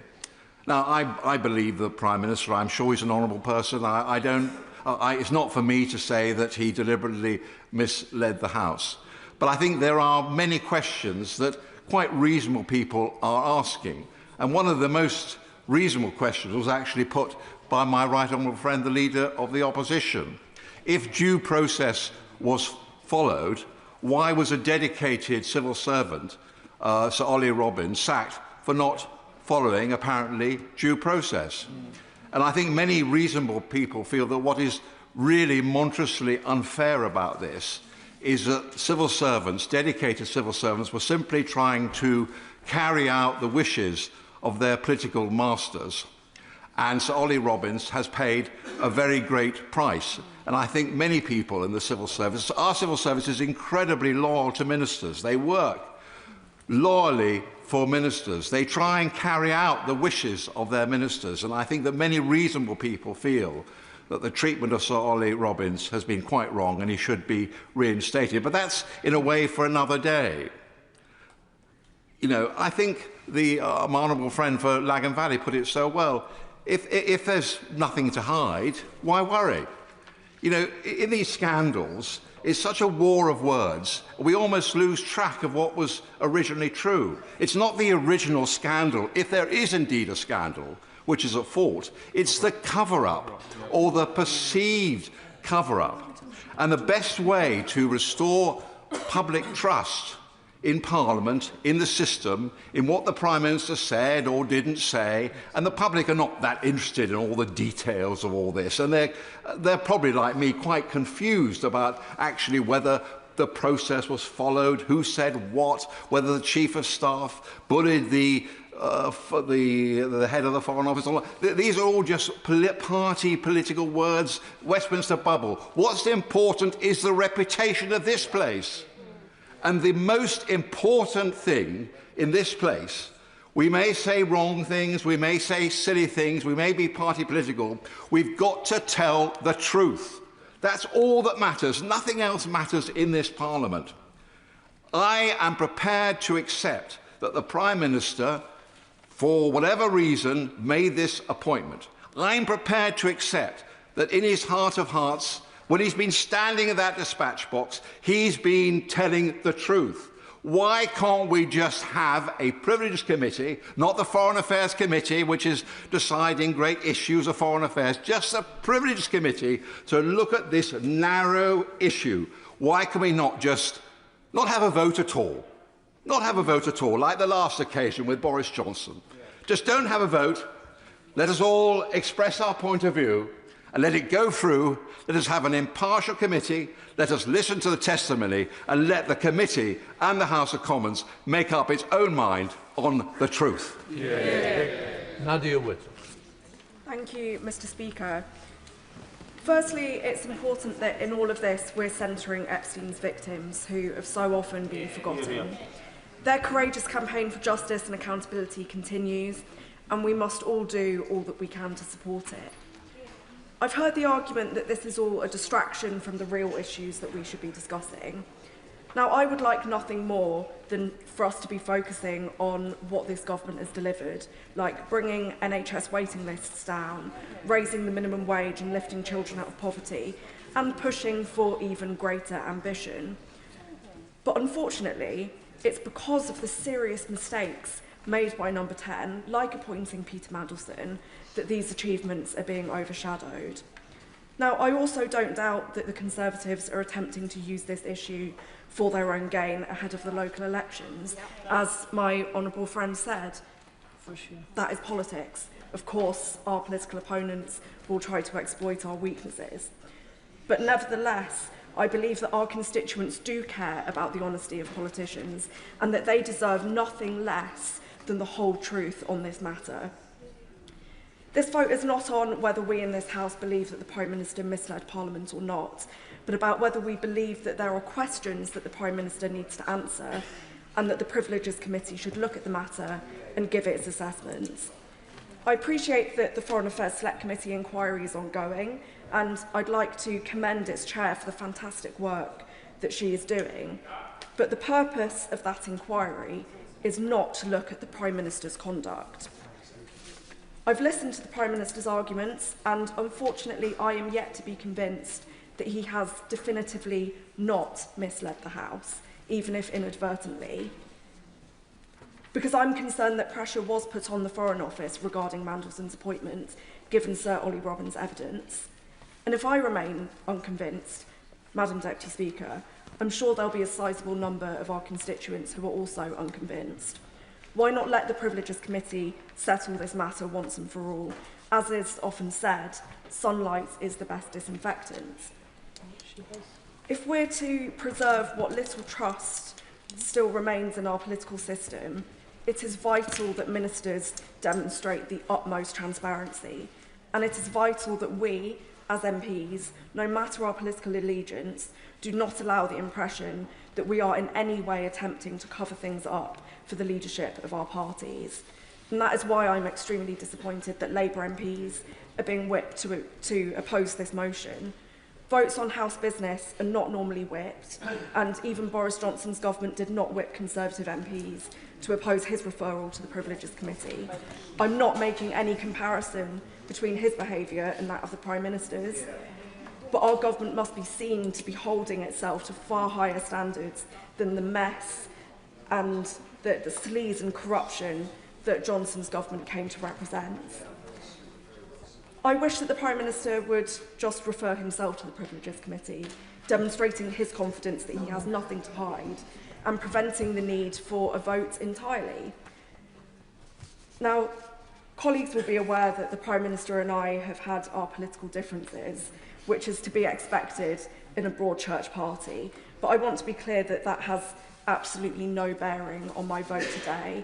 I'd rather stick to debating these politics, not matters of integrity. So it brings me no pleasure to vote for the motion today, but this is about doing what is right by our constituents, for trust in politics, and for the party that I've been a member of for almost half my life. Simon Hall. Thank you very much indeed, Madam Deputy Speaker. And there's been a common theme in the remarks made by the Honourable Gentleman, the member for Kingston upon Hull East. The Honourable Lady who's just spoken, it's a pleasure to follow, from Nottingham East, and the Honourable Lady for South Shields. I don't really know what wings of the Labour Party or bit of the Labour complexion they represent, but what I do know of the three of them is that they are Labour people and part of the Labour family to their very fingertips. And I think the difficulty and the emotional difficulty which they felt in giving those three very powerful speeches was certainly tangible on this side of the House, and I hope their right honourable and honourable friends on their side of the House felt it too. Because I know, as my right honourable friend, the member for Gould and Pocklington mentioned, as have one or two others. One of the hardest things to do in this place is when your instincts and your judgment are to go against the herd of what your family or what the whip is telling you to do. Politics is a tribal thing. We stand together or we hang together, so we're told. But it was Lord Nolan, in those principles that he set out some years ago, who reminded us all that the exercise of our judgment as individual members of Parliament is so important. It was depressing to hear the Honourable Gentleman, the member for Smethwick, say, slightly tongue-in-cheek, I'm just a humble backbencher. It's not for me to say what the whipping should be. We are all individual members capable of coming to our own rational judgment, informed by all sorts of imperatives.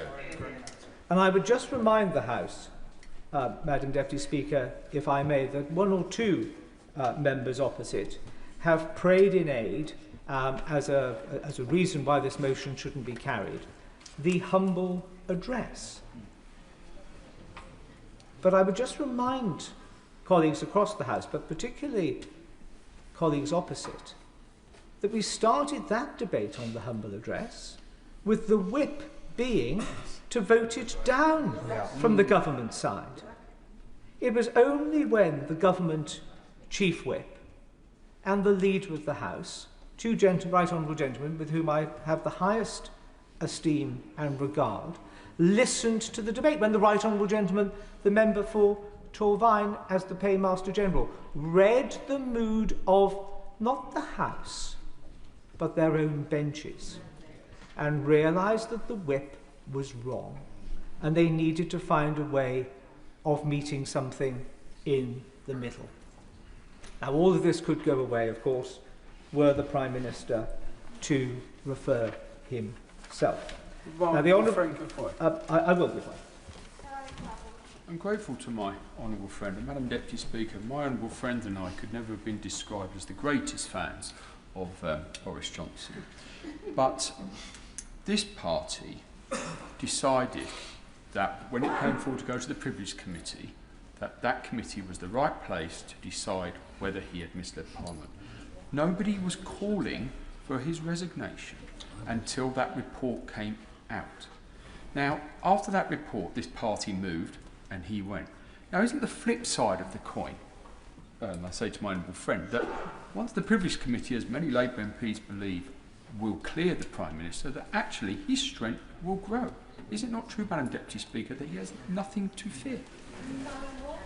My right honourable friend has many skills, one of which I've just learned is that he is able to read the left-handed scrawl of my hand on my notes, even when he's sitting next to me, because that is a point I am literally just about to come to, because the Honourable Lady for South Shields wondered, as have one or two, is this a trap set by my right honourable friend, the Leader of the Opposition, and many on these opposition benches laying this motion? I don't think it is. But even if it were, which I do not believe it is, as I say, the whipping operation from the government benches today has baited that trap. It is the wrong thing to do. It makes, as my right honourable friend suggests, the Prime Minister look uncertain. It makes the Prime Minister look weak. He's not using a large parliamentary majority in this place to deliver change for the country, but turning you all into a human shield for him. And I agree with the right honourable member for Hull East. I think the Prime Minister takes his training and experience as a lawyer very seriously. I think the Prime Minister takes the integrity of politics very seriously. I sometimes think the Prime Minister can be naive in presuming that everybody else takes a sort of similar, sort of elevated view of these things, and I think that can sometimes be really feeding in to some of his problems. So one has to ask, what would the Prime Minister, who is an experienced lawyer, fear from having his name cleared and his reputation strengthened by going through a cross-party informal process of this House? He wouldn't. He would feel stronger. But we do understand that Labour whips and loyal ministers have been picking up the telephones or whatever, accidentally on purpose, bumping into people in the lobby or elsewhere, asking them to vote this motion down. May I give, for what it's worth, just some thoughts on how I would have responded were a whip on my side to have asked me to do the same. Keep it clean. Keep it clean. And don't worry, Madam Deputy Speaker, I have checked what is parliamentary language and what is not. The first point I would make is one which has already been made. Not even Boris Johnson. I was never a fan. We first met in the late 1990s. I never got him then, he never got me, and nothing ever changed. But not even Boris Johnson thought to apply a whip on a privileges motion. So the question I would be asking if I was the honourable gentleman, the member for Smethwick, or anybody else to the whips is, do we, as Labour, really want to be letting him look like the good guy when it comes to referrals to the Privileges Committee? Bad politics, as far as the Labour Party is concerned. The second point I would make is that the Privileges Committee can be the fulcrum for lancing this particular boil. It will do it dispassionately, it will do it well, it will do it without fear or favour. That is what the Privileges Committee is taught to do. They have done it in the past, they could do it now. I am doubtless that they will do it in the future. There is nothing to be afraid of. This is not a kangaroo court. This is not a committee comprised just of people who really can't stand the Prime Minister. It is a committee of this House. I will. My honourable friend is making an excellent speech as usual. He's talking about the composition of the Privileges Committee. Is it right to say that that is actually comprised of the majority of Labour members? He's actually asking his own colleagues, amongst others, to judge on him. My honourable friend is right. Just in the way, of course, that when the Privileges Committee looked at Boris Johnson's behaviour, there was a majority of Tory MPs on it. And it was still able to come to a judgment on the facts, on the evidence. Would you forgive me if I don't? I know a lot of members want to speak, and I just want to make a little bit of progress. The third thing, the third compelling reason that Labour whip or Labour minister has deployed, well, you know, the local elections, Wales, Scotland. National elections. This isn't going to do us any good at all. Well, I'll tell you what would give a whole lot more confidence to party canvassers, I would suggest, if this was raised on the doorstep. My leader has nothing to fear. He has referred himself, or has not sought to hinder, a motion that referred him to the Privileges Committee. If members opposite, honourable and right honourable, follow the advice, and that might be the gentlest way of describing it, but follow the advice of government whips today, they will be creating the largest albatross to hang around their necks in these closing days as we approach polling day. Why did you vote to cover up for the Prime Minister? Why did you not do the right thing? What has the Prime Minister got to hide? Why is the Prime Minister running scared? Far much better to say to that floating voter or that person who may be havering over where to put their cross, What confidence has my party leader got, the Prime Minister? He's happy for this to happen. He's absolutely clear in his own mind that his integrity is unimpeachable, his honesty is to be unquestioned, he has not misled the House. Off to the races. It is another trap which the Labour Party seems to be keen to fall into.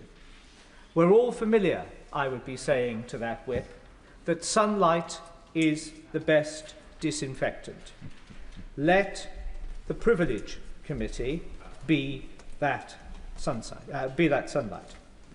And I can well remember, Madam Deputy Speaker, when I say in closing, there was a vote in the last Parliament which was whipped, and 13 of us on the government benches rebelled. It was a hard and tricky vote. We came under pressure during it and most certainly after it. But within 24 hours, the position of the government had changed to find itself pointing in the direction of those of us who had rebelled rather than those who had been loyal. This may sound a slightly old-fashioned question to ask ourselves. When we leave this place, either by our own choice or the choice of our electorate, we would all want to, I think, sit back and say, when some of those crunch votes came, did we do the right and honourable thing? Did we do something which left my soul and spirit feeling peaceful or in a state of turmoil? But possibly more importantly for today and tomorrow, could we, without blushing or without crossing our fingers or without trying to find some weasel word, answer truthfully why anybody would vote against this motion if we were asked it in the supermarket queue this weekend, or at the butcher's or the fishmonger's or wherever? Because if there is nothing to hide, let that absence of something to hide be shown to the Privileges Committee. The Prime Minister will be strengthened, the integrity of this place enhanced, the honesty of politics burnished. It is the right thing to do. In their hearts, they know it's the right thing to do. Have the courage of the Honourable Gentleman, the Member for Hull East, the Honourable Lady for Nottingham East, the Honourable Lady for South Shields. You will be in jolly good company. Tim Rocker. Thank you, Madam Deputy Speaker. The appointment of Mandelson was a profoundly flawed process. It was also a profoundly flawed choice. It was the wrong choice. And I think of the victims of Epstein, and I also think of Alistair Darling, who was a fine public servant, a committed public servant, and what he would be thinking today. But we're asked this afternoon to make several leaps of faith, one of which is to believe that just 9 days from local and national elections that we are here, not because of a political stunt coordinated by the Conservative Party, but to accept that they have turned into a sober, principled set of defenders of parliamentary standards. That they are not interested in pre-election theatre. But nobody seriously believes that. Even their own press briefings give the game away. A senior Conservative source was reported as saying, "We got the privileges vote." That was the goal ahead of the local elections. Not the truth, not the outcome, not the merits of the case. The goal was simply to force the spectacle of a vote. And that tells us everything we need to know about the intent behind what is happening this afternoon. And it's no surprise, then, that this has been widely characterised, even by those observing closely political correspondence, as a win-win exercise for the opposition. If they secure an inquiry, they claim vindication. If they lose, they still bank the headlines, the insinuation, the noise. This is not how the House should conduct itself when invoking one of the most serious mechanisms at its disposal. And as the Honourable Member for Smethwick very powerfully pointed out, we're not dealing with a vacuum. There are mechanisms already in train. The Foreign Affairs Select Committee, the humble address. The Prime Minister answered questions for nearly 3 hours last week. That is important. And, Madam Deputy Speaker, referral to the Privileges Committee is not a partisan tool. It is not a device to be deployed because one side sees a political opportunity. It exists for a clear, prima facie, serious and evidenced case of misleading the House, cases that go to the heart of ministerial integrity. Very happy to give way to the honourable member. Because it's so evident that what you're doing this afternoon, that the honourable member is participating this afternoon, is party political. In fact, I would say to the honourable member that he's partaking in a particularly dishonourable act in doing this in such a partisan way. So, to carry on with the case that I was making, I do not believe that what has been presented meets the bar that I just mentioned. At most, what we are dealing with now, I'm going to make some progress, thank you. At most, what we are dealing with here is an argument about a deeply flawed appointment, as I've said, a deeply flawed process and the judgments around it. But those are matters for political debate, for scrutiny, for challenge, across this chamber, but they are not, in themselves, grounds for alleging contempt of Parliament. If they were, Madam Deputy Speaker, the Privileges Committee would be constantly in session. And that brings me to the question of consistency, because the House in recent years has had to confront genuinely serious breaches, cases where standards weren't just questioned but plainly and repeatedly violated. Findings of bullying at the highest levels of government in the last government, of ministers in the last government falling short of the standards expected of them. And most notably, we saw a former Conservative Prime Minister investigated and found to repeatedly have misled the House. Conduct so grave, I'll finish this point and then I might give way if I'm feeling generous. Conduct so grave that it resulted in a damning report, which I think the Leader of the Opposition abstained on voting in favour of, I think. And, of course, that's quite aside from the fact that it also involved a criminal conviction. Yes, exactly. There is no equivalence, none. Between those cases and what is before us today. Because if there was, there would have been a genuine attempt at a cross-party piece of persuasion. And instead what we got from the Leader of the Opposition was a rambling rollercoaster. Iran, the two-child benefits cap, U-turns, etc. So, to attempt to draw that comparison is not just wrong, it diminishes the seriousness of those findings in the past. It risks turning the Privileges Committee from a guardian of standards into a weapon of convenience. Madam Deputy Speaker, the motion today speaks the language of contempt of Parliament, but actually it reveals something else. It reveals the contempt the opposition hold for the British people.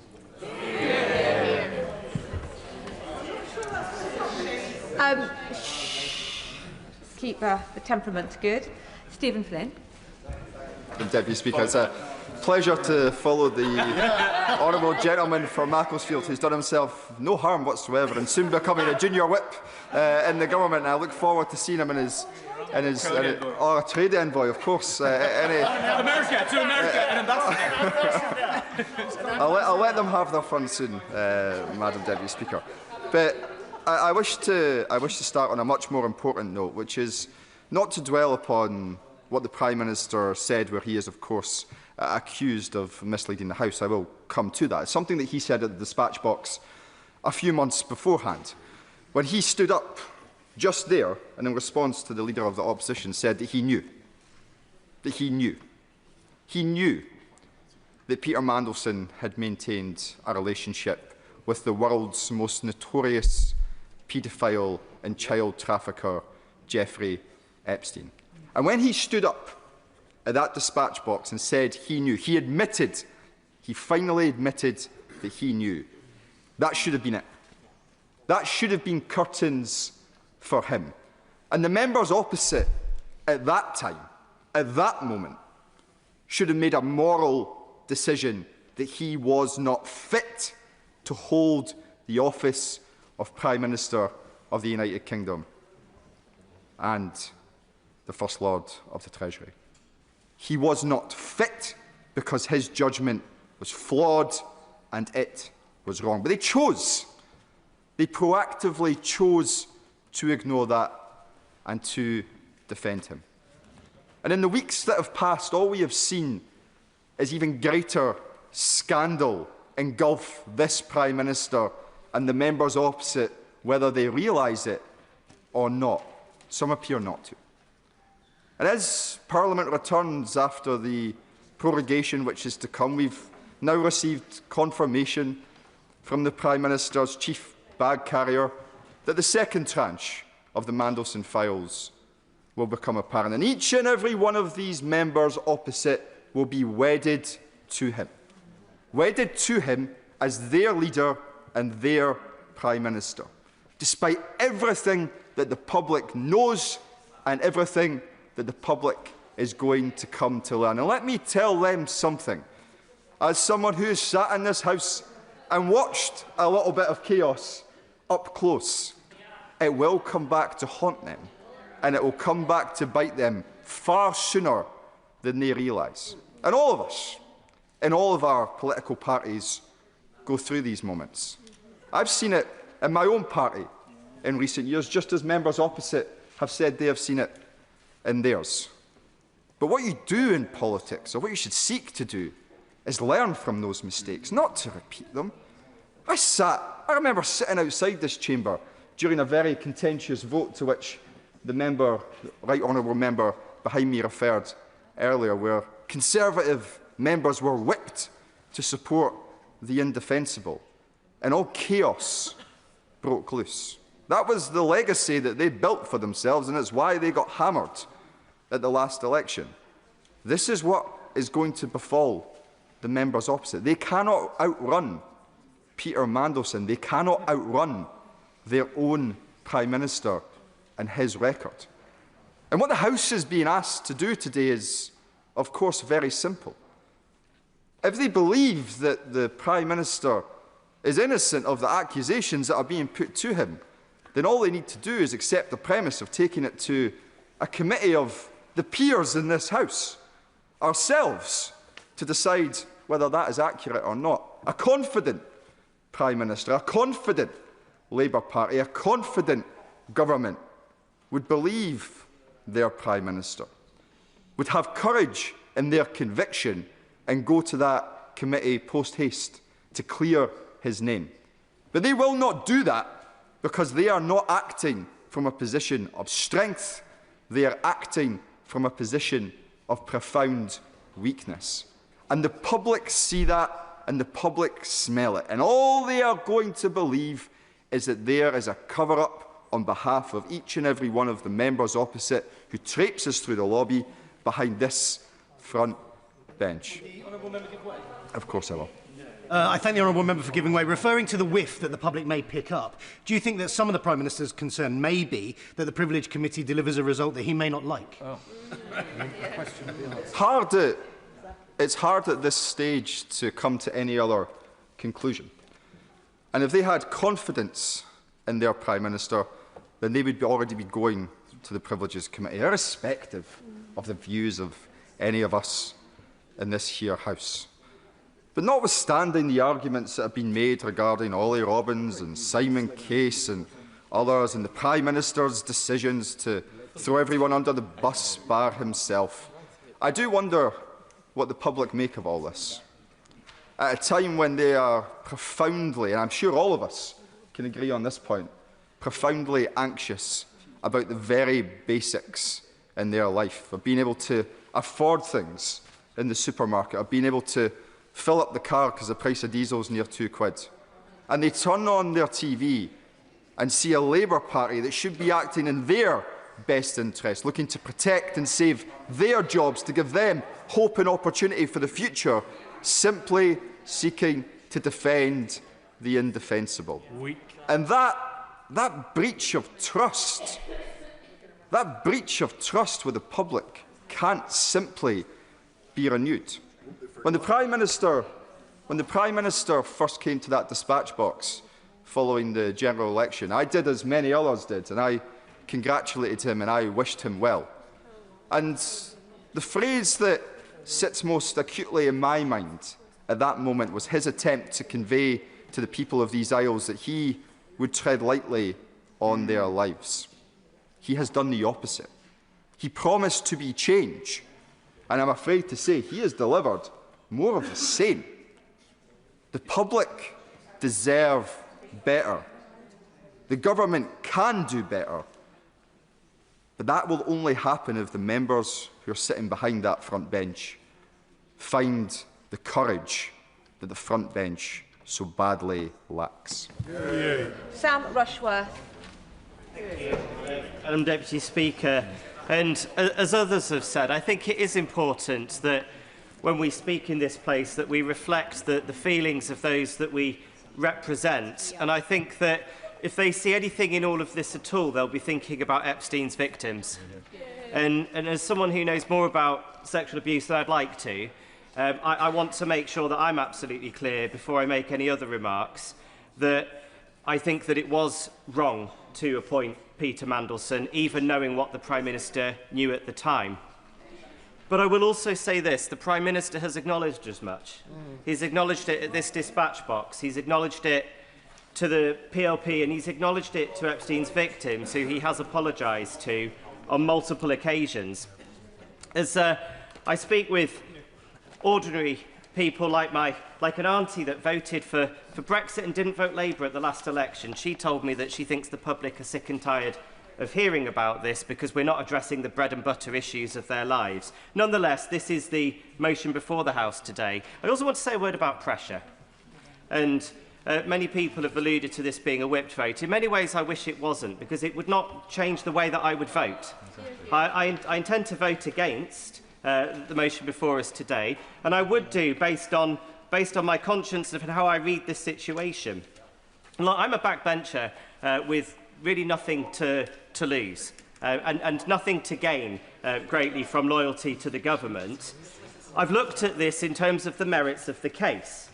And what I think is also really important is that we do have a robust system of standards in this place and that we don't make a mockery of it. And I think when we have politically motivated charges such as been brought today, it does risk making a mockery of the Privileges Committee and that process. I will gladly give way to you. Time. What does he say to his colleague, the honourable member from South Shields, the member behind him, Hull East, Nottingham East? I don't see it as some politically motivated thing. This is something where it's a serious issue, it's a House issue. He already says he regrets it's whipped. Surely he needs to see beyond whatever the whips have told him.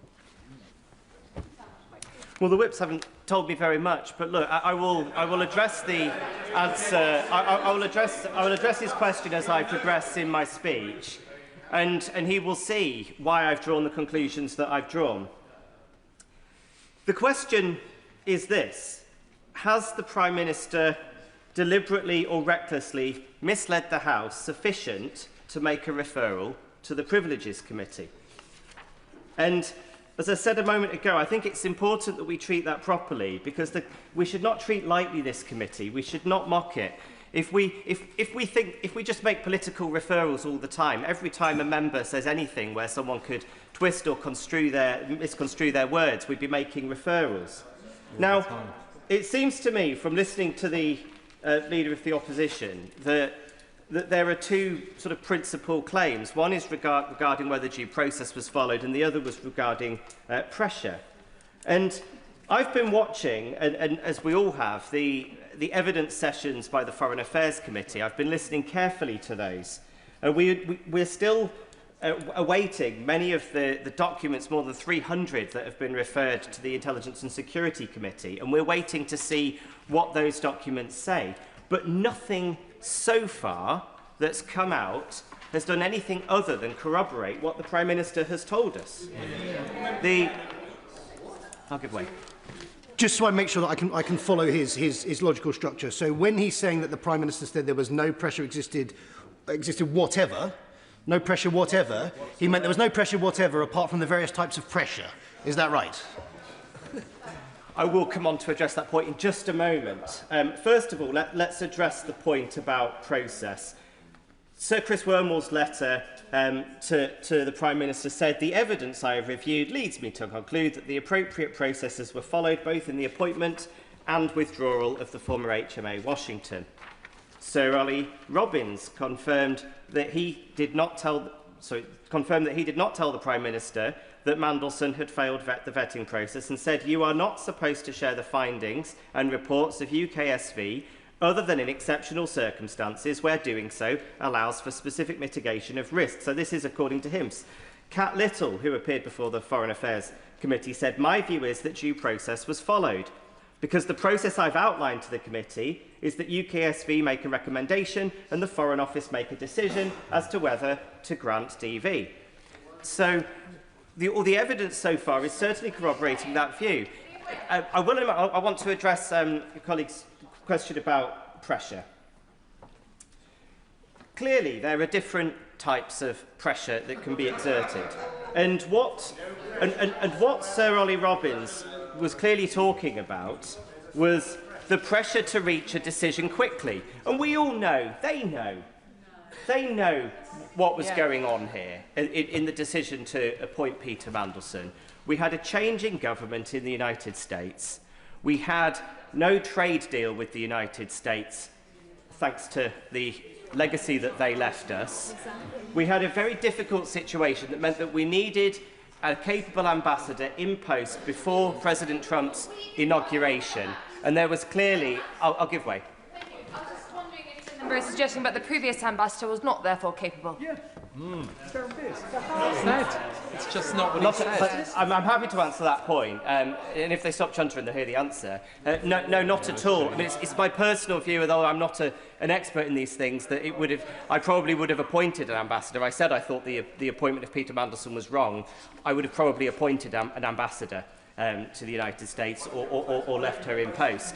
But that's immaterial to the point that I'm making. The point that I'm making is that Number 10 clearly felt time pressure to get somebody in post. There is a difference between feeling a pressure to conclude a process quickly and pressure exerted on somebody to change the decision. And if we listen to what Sir Ollie Robbins actually said, we will see that. I'll happily give way one more time. And I'm genuinely listening to the honourable member's logical process as he ratiocinates through this. I might humbly say that we could do this, we could put this evidence out in a privileges committee, which would be the point of doing it. But in terms of no pressure whatsoever being exerted, and he's talking about the kinds of pressure that didn't include that were exerted, could he give examples of the kind of pressure that wasn't exerted? We've seen no evidence, and indeed, Sir Ollie Robbins made it quite clear that he did not feel pressure to change his mind, that there was no pressure exerted on him with regards to the decision that he made. There was pressure exerted to make a decision. Now, that is just part and parcel of the normal runnings of government, particularly when you're working to a timeline. Let me quote him. I'll make some progress in a moment. I walked into a situation where there was a strong expectation, you've seen the papers released under the humble address coming from Number 10, that he needed to be in post in America as quickly as humanly possible. The very first formal communication to my predecessor from Number 10 Private Office being that they wanted this done at pace so that Mandelson could be in post before inauguration. That does not imply that there was some pressure to appoint him against the evidence that came forward. I will give way. I thank the member for giving way. Having recognised that, as Sir Philip Barton said this morning, I don't think there can be any doubt that there was pressure to get this done as quickly as possible, i.e.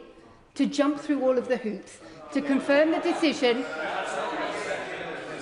to... No, that's what you said. That first bit is a quote. The next part of my sentence is my words, i.e. to jump through the hoops to confirm an announcement that had already been made that Mandelson was appointed as ambassador. It simply stretches the bounds of reason to breaking point to suggest that pressure on time frame within the context of an already announced decision where there is no contingency plan has no impact on pressure on the content of that decision. Message understood. Sam Rushworth. I simply disagree. I think that pressure to get things done is part and parcel of what we do in government all the time. I'm always under pressure. I'm always under deadlines. That does not mean, and the central allegation that the Prime Minister somehow pressured them with regards to the decision. I'm sorry, the evidence has not pointed to that in any shape or form. Now I won't take any more interventions because my Deputy Speaker's looking at her watch. But what it simply hasn't been substantiated. There is a process going on at the moment. There are documents being released under the humble address. There is the evidence being given before the Foreign Affairs Committee. I do have to wonder why they have not waited until that process was concluded before writing to the Speaker requesting this. Now, I just want to address a couple more points quickly, and I won't take any more interventions. One is that I will acknowledge that there are members on my side today who have suggested, and indeed some members of the opposition, that they're so confident that the Prime Minister has no case to answer that he should just refer himself to the committee to prove it. I don't think that that's the way that we should be using that committee's time. I think the onus is on this place to decide, has any evidence come forward yet that suggests that there is a case to answer? And I don't think anybody so far has shown any. And people have referenced as well that the former Prime Minister Boris Johnson. May I remind the House that at the point that he was referred to the Privileges Committee, this was not a case of what happened in the FCDO behind Prime Minister's knowledge. This was a case of him saying there were no parties in Downing Street, him then appearing photographed at parties, and then there was a Metropolitan Police investigation and a criminal conviction by the point that he was finally referred to that committee. So I'm simply not going today to indulge the opposition in their games. We all know what this is about.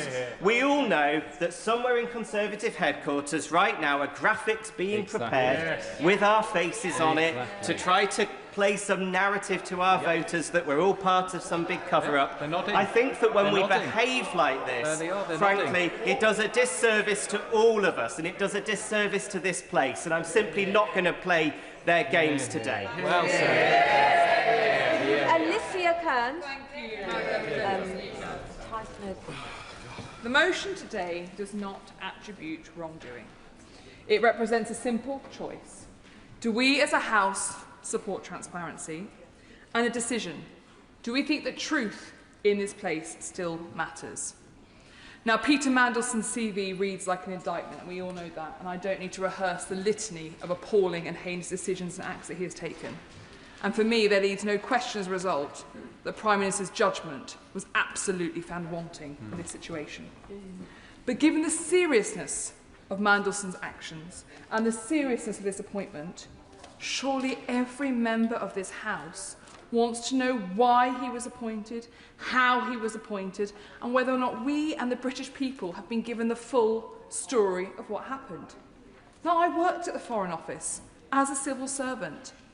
And if I, listening in detail, reading every single detailed bit, feel that something doesn't sit quite right, if I have former colleagues ringing me and saying that's not how the process works, it just doesn't make sense, that's not right, if we then have the Prime Minister saying that he'd seen the vetting, oh no, I meant I'd seen something else, sorry, I hadn't seen the security vetting, I'd seen the due diligence, oh, there wasn't any pressure put on, well, others most clearly think there was pressure put on. And if the honourable gentleman who just spoke is genuinely suggesting that there is no such thing as abuse from those who have more power against those who have lesser, that politicians do not sometimes behave appalling to civil services, and that pressure, oh, we're all busy, it's the same pressure. No, and that's why we have specific law. Let me finish the point and then I'll happily take this intervention. We have specific laws that represent that when someone senior to you puts you under undue pressure or treats you in a certain way, they have to take far more responsibility because they have the ability to exercise that responsibility and authority over you that you cannot challenge. And if the gentleman wants to come back and argue that he does not believe that in hierarchies, particularly number 10, political appointments versus civil servants, there is such an imbalance in power, I will happily have him make that case. So I'm disappointed in the way that she just made that point. But no, what I saw in Sir Ollie Robbins' testimony was that he said that number 10 was repeatedly asking, has the vetting been completed? And That is inconsistent with the idea that number 10 regarded the vetting as immaterial to their decision. Quite the opposite. It demonstrates to me a number 10 that felt that actually this was an important process that had to be followed, and there was of course pressure to complete it quickly. That does not mean that there was pressure to change the outcome, and I'm sorry, but until somebody shows otherwise through evidence, there's no reason why we should believe that. I'm sorry, but the idea that somebody just chasing an update is always done, and can I just check where we are with that? We really would like to get it done. And that there's no concept there could have been any bullying because anyone is just asking for something done a bit quicker. I'm sorry, but that is a foolhardy suggestion by the honourable gentleman. Now, the Prime Minister has come to the House many times, as honourable members would like to suggest, but he hasn't answered the questions.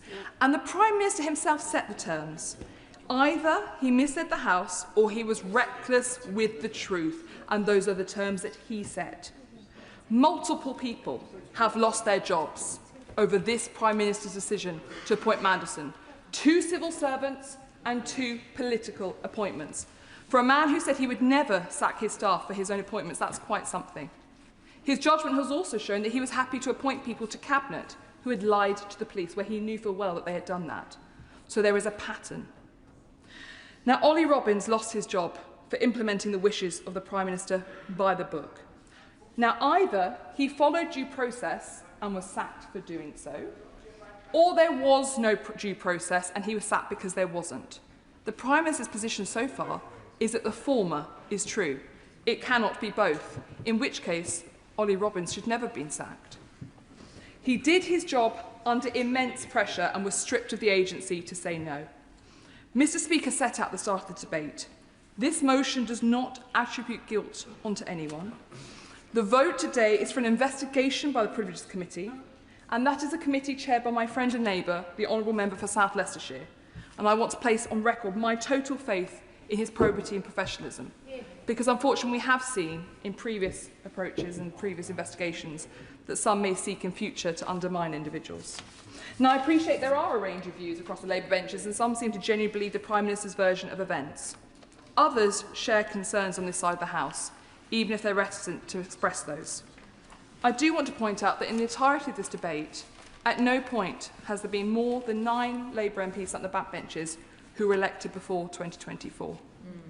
Now, I would say to those members, having been a new MP and having been through this process and watched it, having once voted, as I've said previously in this House, in a way that I deeply regret on the Owen Paterson vote, I had planned to vote against him.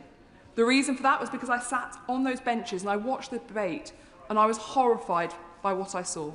And despite the enormous pressure from people around me, I went, right, okay, I've got to do what's right, and I'm going to vote with those brave 13 who did the right thing.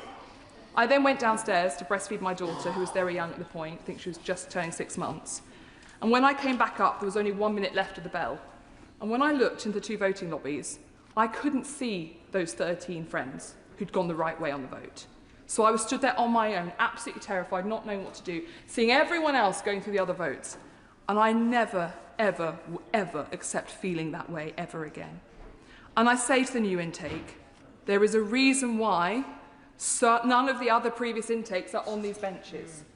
There is a reason why anyone so far from the older intake who has spoken have said to you, if your gut is telling you there's a problem, there is a problem. Absolutely. They have given you their advice. Now, I know they tell us often how dismissive you all are of them, but there is... Oh, apologies.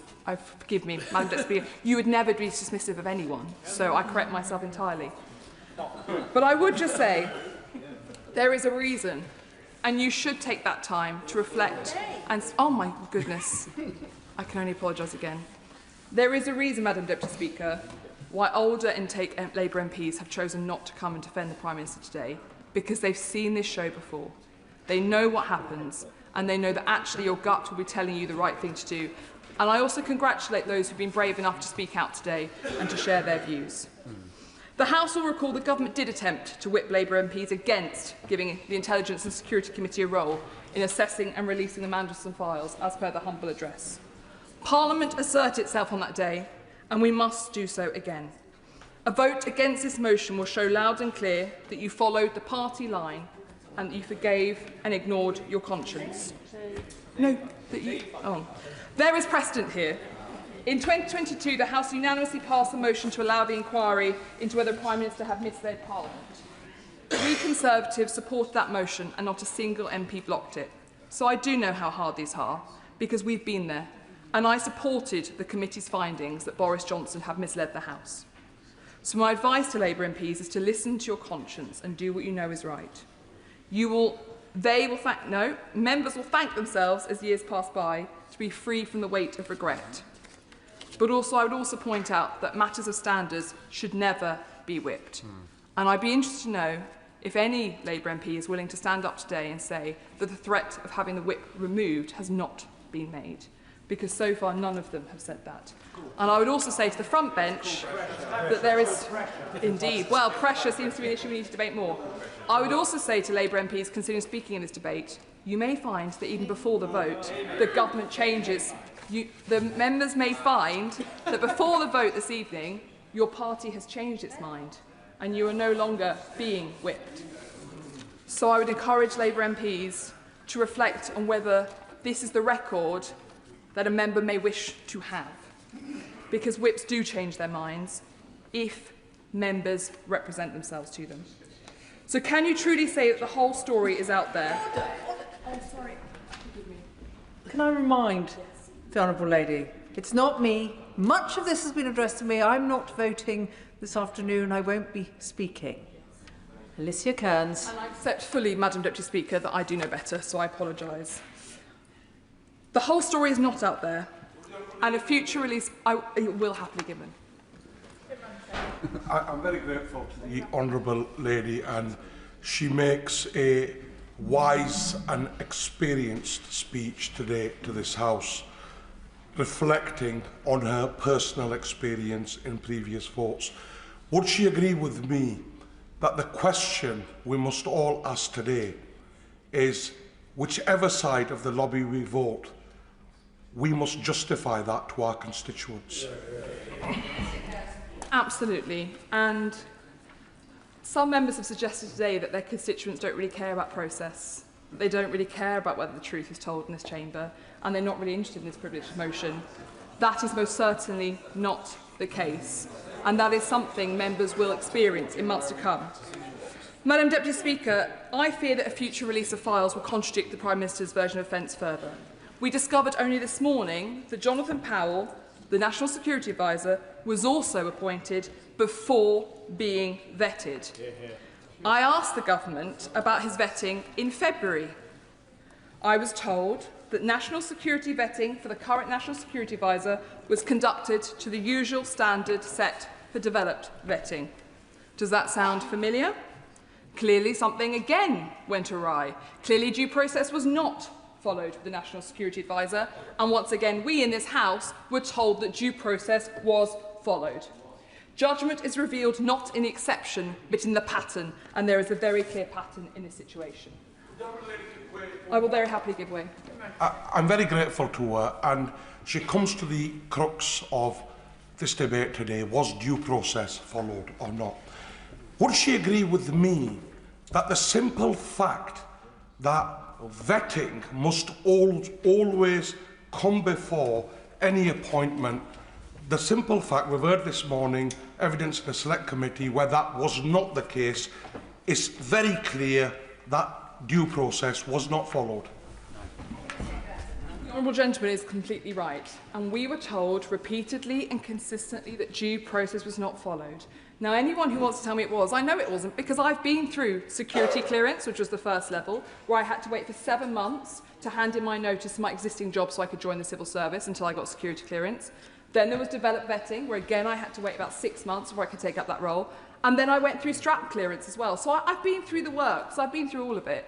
And it doesn't sit right with me, the accusation that due process was followed. And fundamentally, to the point about Ollie Robbins, it cannot be that due process was followed and therefore he deserved to be sacked. He must have breached due process if he needed to be sacked. In conclusion, Madam Deputy Speaker, I will be voting in favour of this motion. And tonight I will end my day with a clear conscience, knowing that I voted to give my communities the answers that they deserve. And I hope that every member can say the same, because we are asking whether the man leading our country has the judgment the office necessitates, and a commitment to the truth that is required. And at this moment, the country does not believe that that commitment to the truth is there. So let's have it, and let's see if it was. Brian Leishman. Good afternoon, Madam Deputy Speaker. And from the outset, I wish to state my support for justice to be delivered for all the people who were harmed by Jeffrey Epstein and for those involved with him who committed such despicable violations and crimes to be held responsible. The people who were exploited should be at the front of all our minds. It is my opinion that this motion does not come from anything noble, a deep concern for those that were trafficked or abused, nor is it about a protection of democracy or anything of that nature. Of course, this motion is designed to embarrass the Prime Minister and put Labour MPs in an awkward position. And not for the first time as Labour MPs, we are in an awkward position. And not for the first time is because of the Prime Minister's actions and not that of the opposition. The accusation of secrecy and the goings-on in this place are serious political issues that mean the world to a whole host of our constituents. Sometimes it's in the traditions and protocols of this place, which to many often seem archaic, arcane and totally unrelatable to how they lead their daily lives. People are regularly frustrated at ministers not answering questions at the dispatch box, and equally shadow ministers with amnesia at their own record when in power. People are infuriated watching politicians do the media circuit, slavishly going through the party lines no matter how illogical they may be. All of it just breeds utter contempt in politics and for politicians. People are sick to the back teeth of it all. Now, when I'm out campaigning and knocking on people's doors, they tell me just how irritated they are with politicians who endlessly try to deflect and defend the most absurd and wrong decisions, just because of the party that they represent. Of course, this is not unique to the Labour Party. All parties indulge in this. Conservatives defending the record of austerity that ripped the heart out of communities up and down the United Kingdom. Many in the SNP refuse to take responsibilities for failures in housing, education, health, local authorities and vital public services. But credit to the Right Honourable Member for Aberdeen South for touching the lightness of touch on some of the travails that his party have experienced. Madam Deputy Speaker, I just want my Labour government to be better than that. It really is a low bar that we have been set, but people genuinely think that we are all the same. They see no real difference. And to echo other honourable and right honourable members, I think the Prime Minister should refer himself to the Privileges Committee. It would say to Parliament, and more importantly, our voters, the country, that he knows he will be proved innocent, that he will be vindicated, that he's got nothing to hide, and importantly, that transparency and accountability are at the heart of our democracy. I say to colleagues on this side of the House that we were elected based on the promise of providing change, an end to the scandals and the cover-ups that people are so disgusted with, whether it be Tory lockdown parties or trips to castles, hundreds of miles to test eyesight. The SNP abandonment of care homes and the do not resuscitate notices placed on patients without their consent during COVID. We need to be better than all of that. But truthfully, in our first 20 months in government, the public don't think that we are. And because of the mistakes, the decline in standards, the secrecy, the lack of accountability, then we are paving the way for a hardline, far-right government to come next. And be under no illusions. That government would set the country back to the days of mass unemployment, dire poverty and inequality. They want to create a society that is as intolerant as it is unfair. and it absolutely terrifies me. In finishing, I say to any colleague that if you think I'm wrong, then please do have a look at the polls. Look at the by-election results we have had. The Prime Minister said we would put country before party. Today, with his vote, he has the perfect opportunity to do just that. The Prime Minister needs to stop putting Labour MPs in awkward situations. The open and honest thing would be to refer himself to the committee. But if he won't, then I'm afraid he has left me with no choice. I will have to vote for this motion this afternoon. Sir Roger Gale. Thank you, Madam Deputy Speaker. At the start of this debate, when Mr. Speaker was in the chair, he's reminded the House that this debate was not a trial of the Prime Minister. This was a debate about whether or not an issue should be put to the Privileges Committee. I do think we all need to remember that. And he also said, for the record, that when the debate became repetitive, he might consider taking a closure motion. I'm sorely tempted to move one, Madam Deputy Speaker, but not yet. It saddens me deeply that we are where we are today.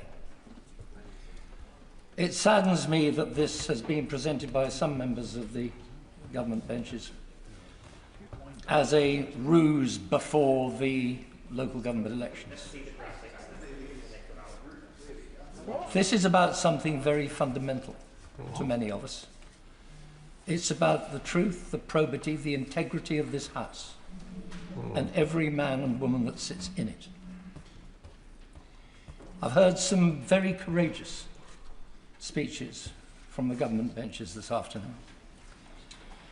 And I applaud each and every one of those people who made them, because I know just how difficult, Madam Deputy Speaker, this is.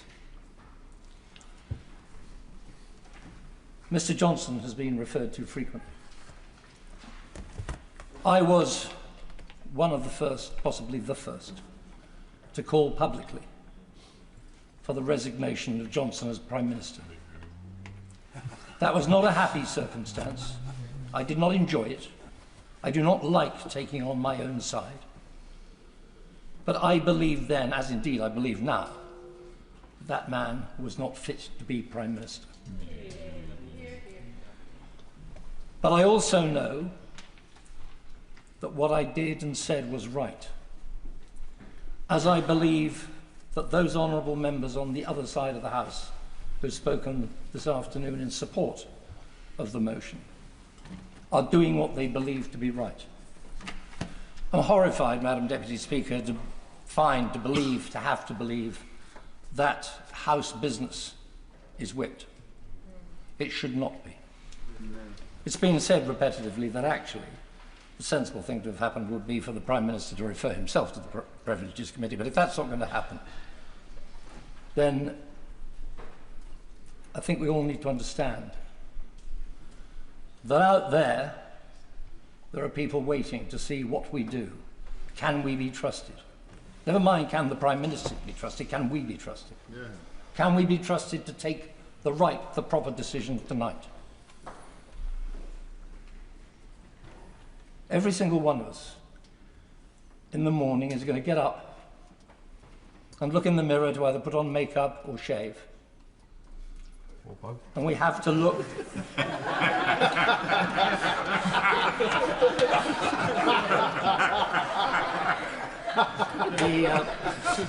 My honourable friend reminds me that my honourable friend reminds me that he did say incorrectly that the vote on Johnson, the call for the resignation of Johnson, was not taken until after the Privileges Committee findings.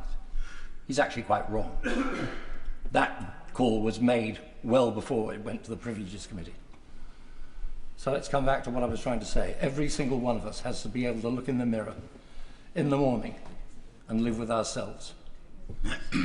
I hope very much that the government whips will withdraw the whipping, tonight so that honourable members can vote according to their conscience. And I believe that if that is so, and if that is done, then this matter will be referred entirely properly to the Privileges Committee. And then we can get on with the job that after the King's speech we will be here to do again, which is to devote our concerns to the cost of living, to fuel prices, to the manner in which the hospitality business is being